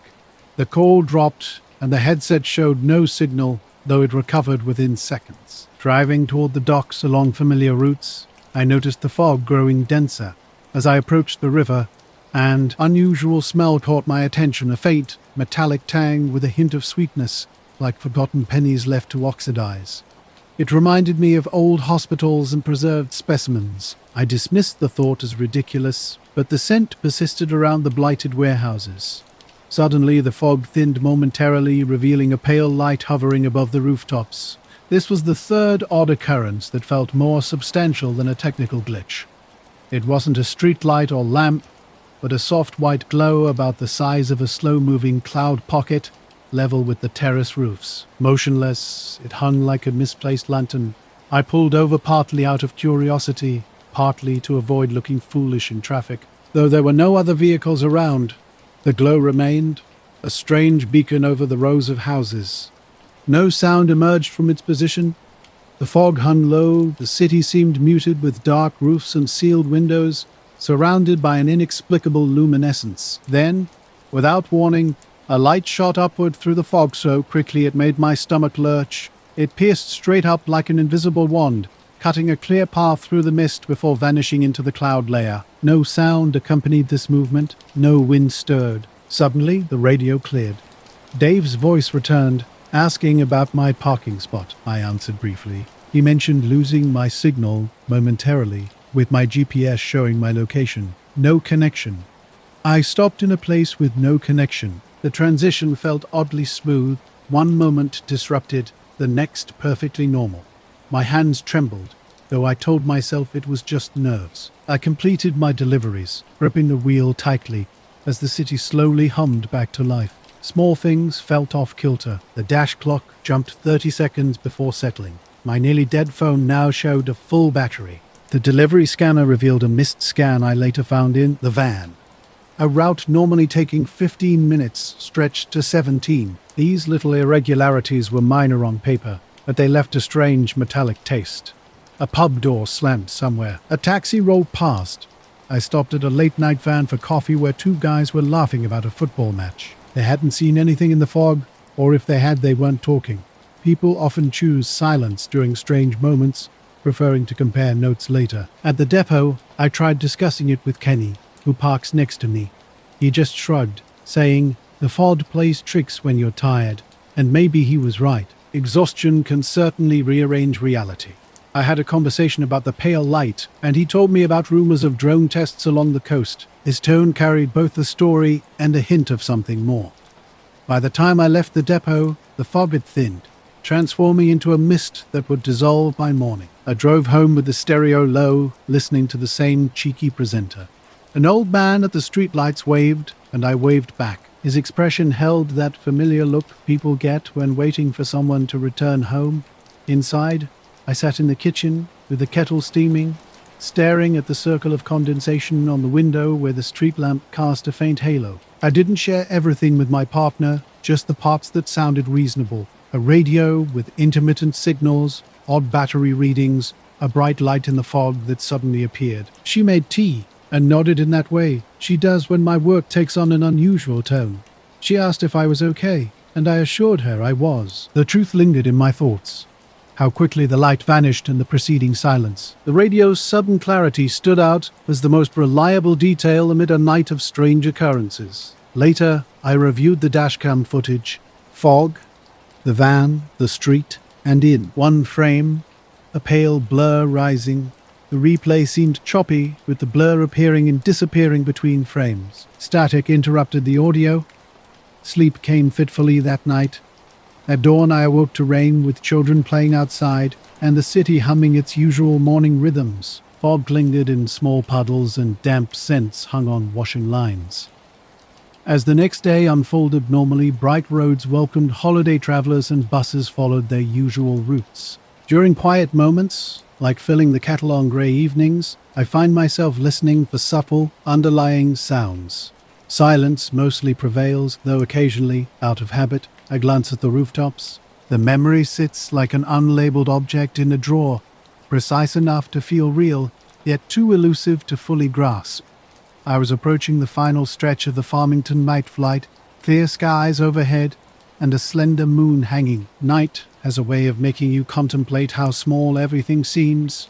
Trimmed for 554, I sat with autopilot engaged, a half-empty sit inside the console. Flight radios remained quiet, punctuated only by occasional handoffs and a distant cargo truck crackling on 1215 sounding 3 counties away.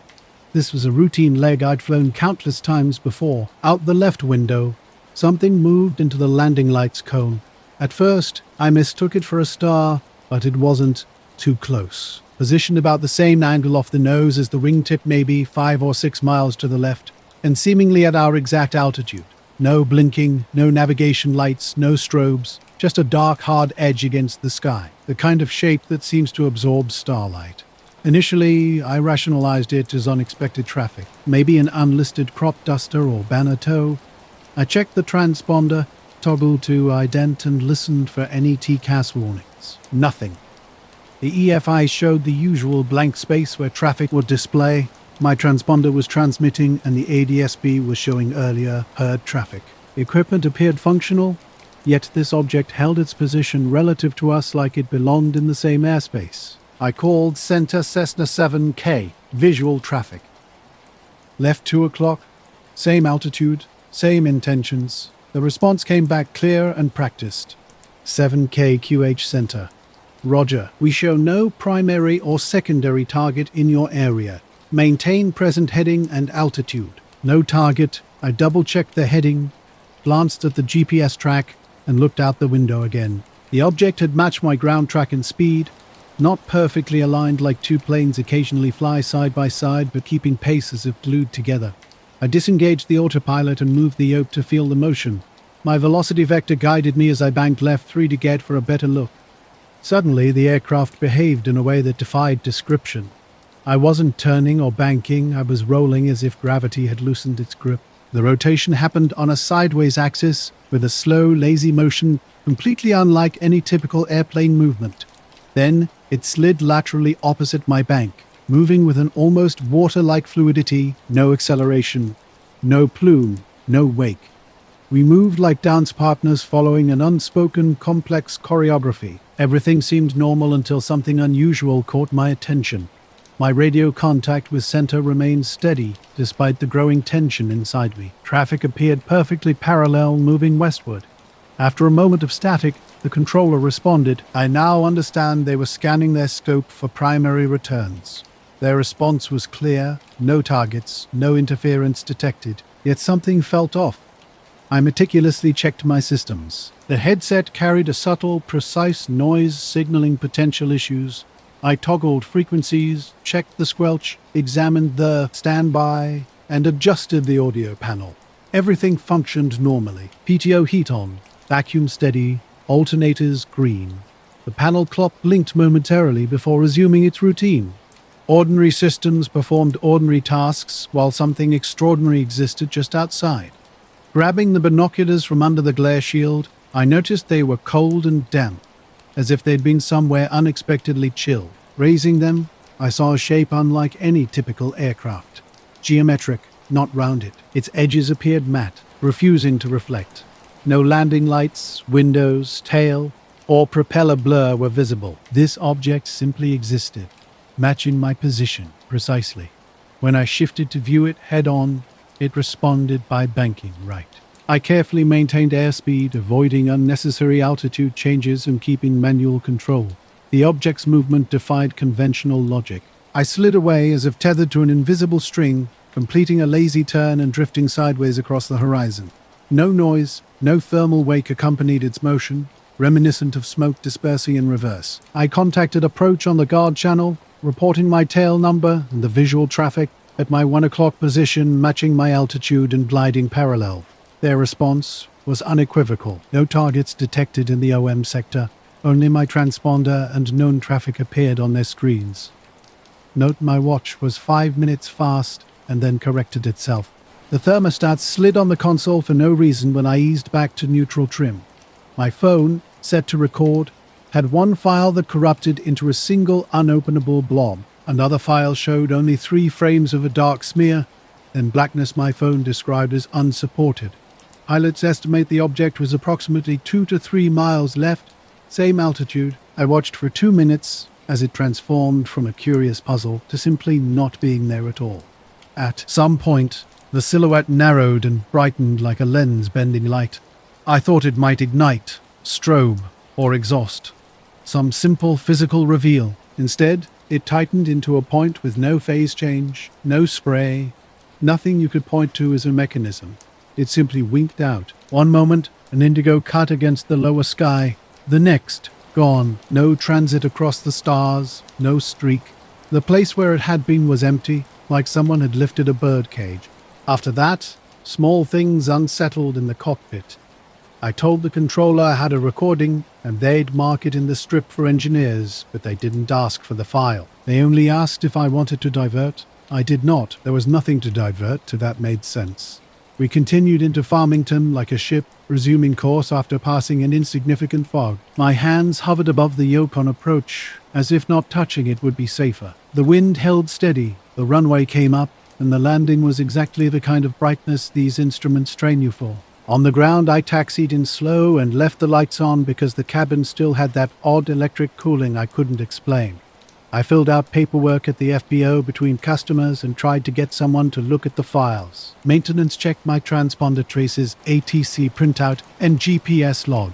They found nothing out of order except one tiny anomaly in the GPS track where ground speed showed a half-second blip. The controllers sent me the radar tape.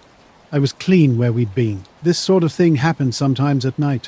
One of them said that, explained anything. I didn't expect an answer. I didn't think there'd be a report. I flew. Now I've been flying planes for years, but something fundamentally changed in me after that night.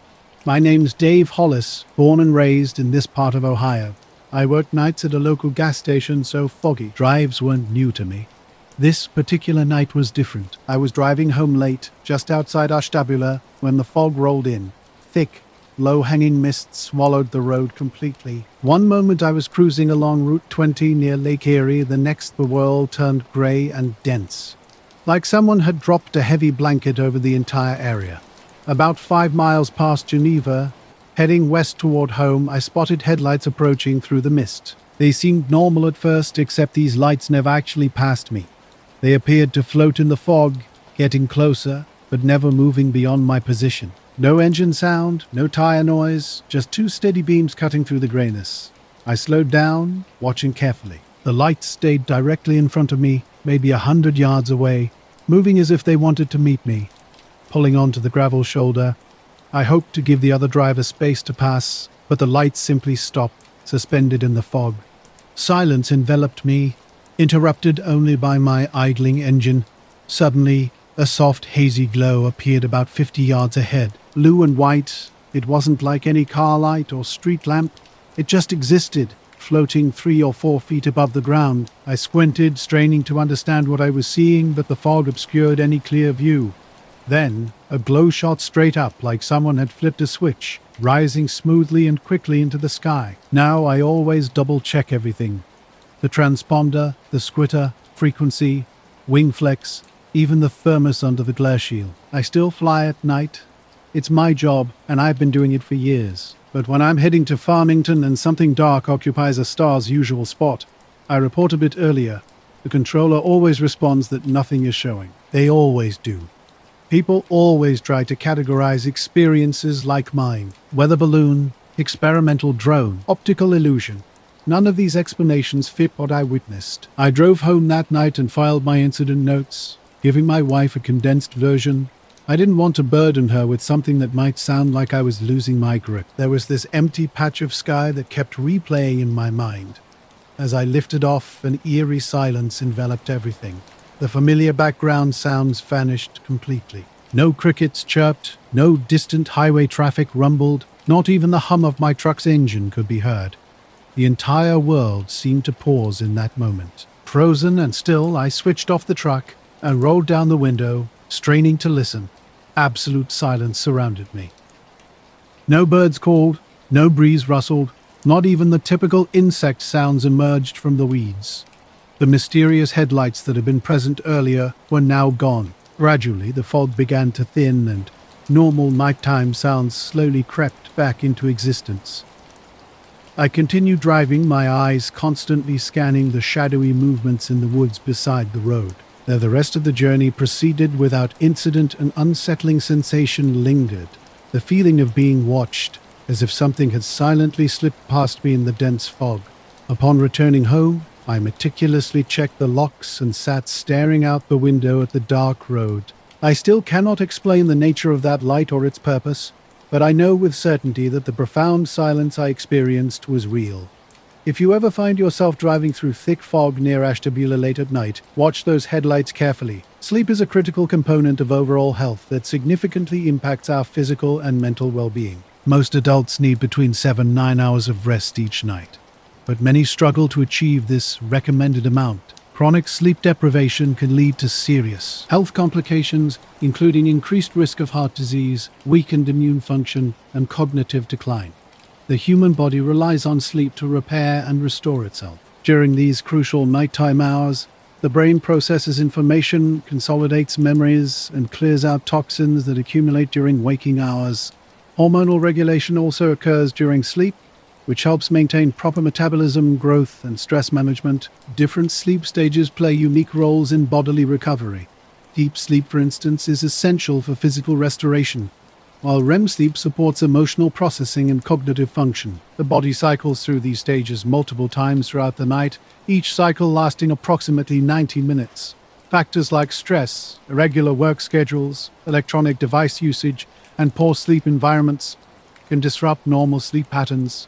Creating a consistent bedtime routine, managing stress, limiting screen time before bed, and maintaining a comfortable sleeping environment can help improve sleep quality and duration.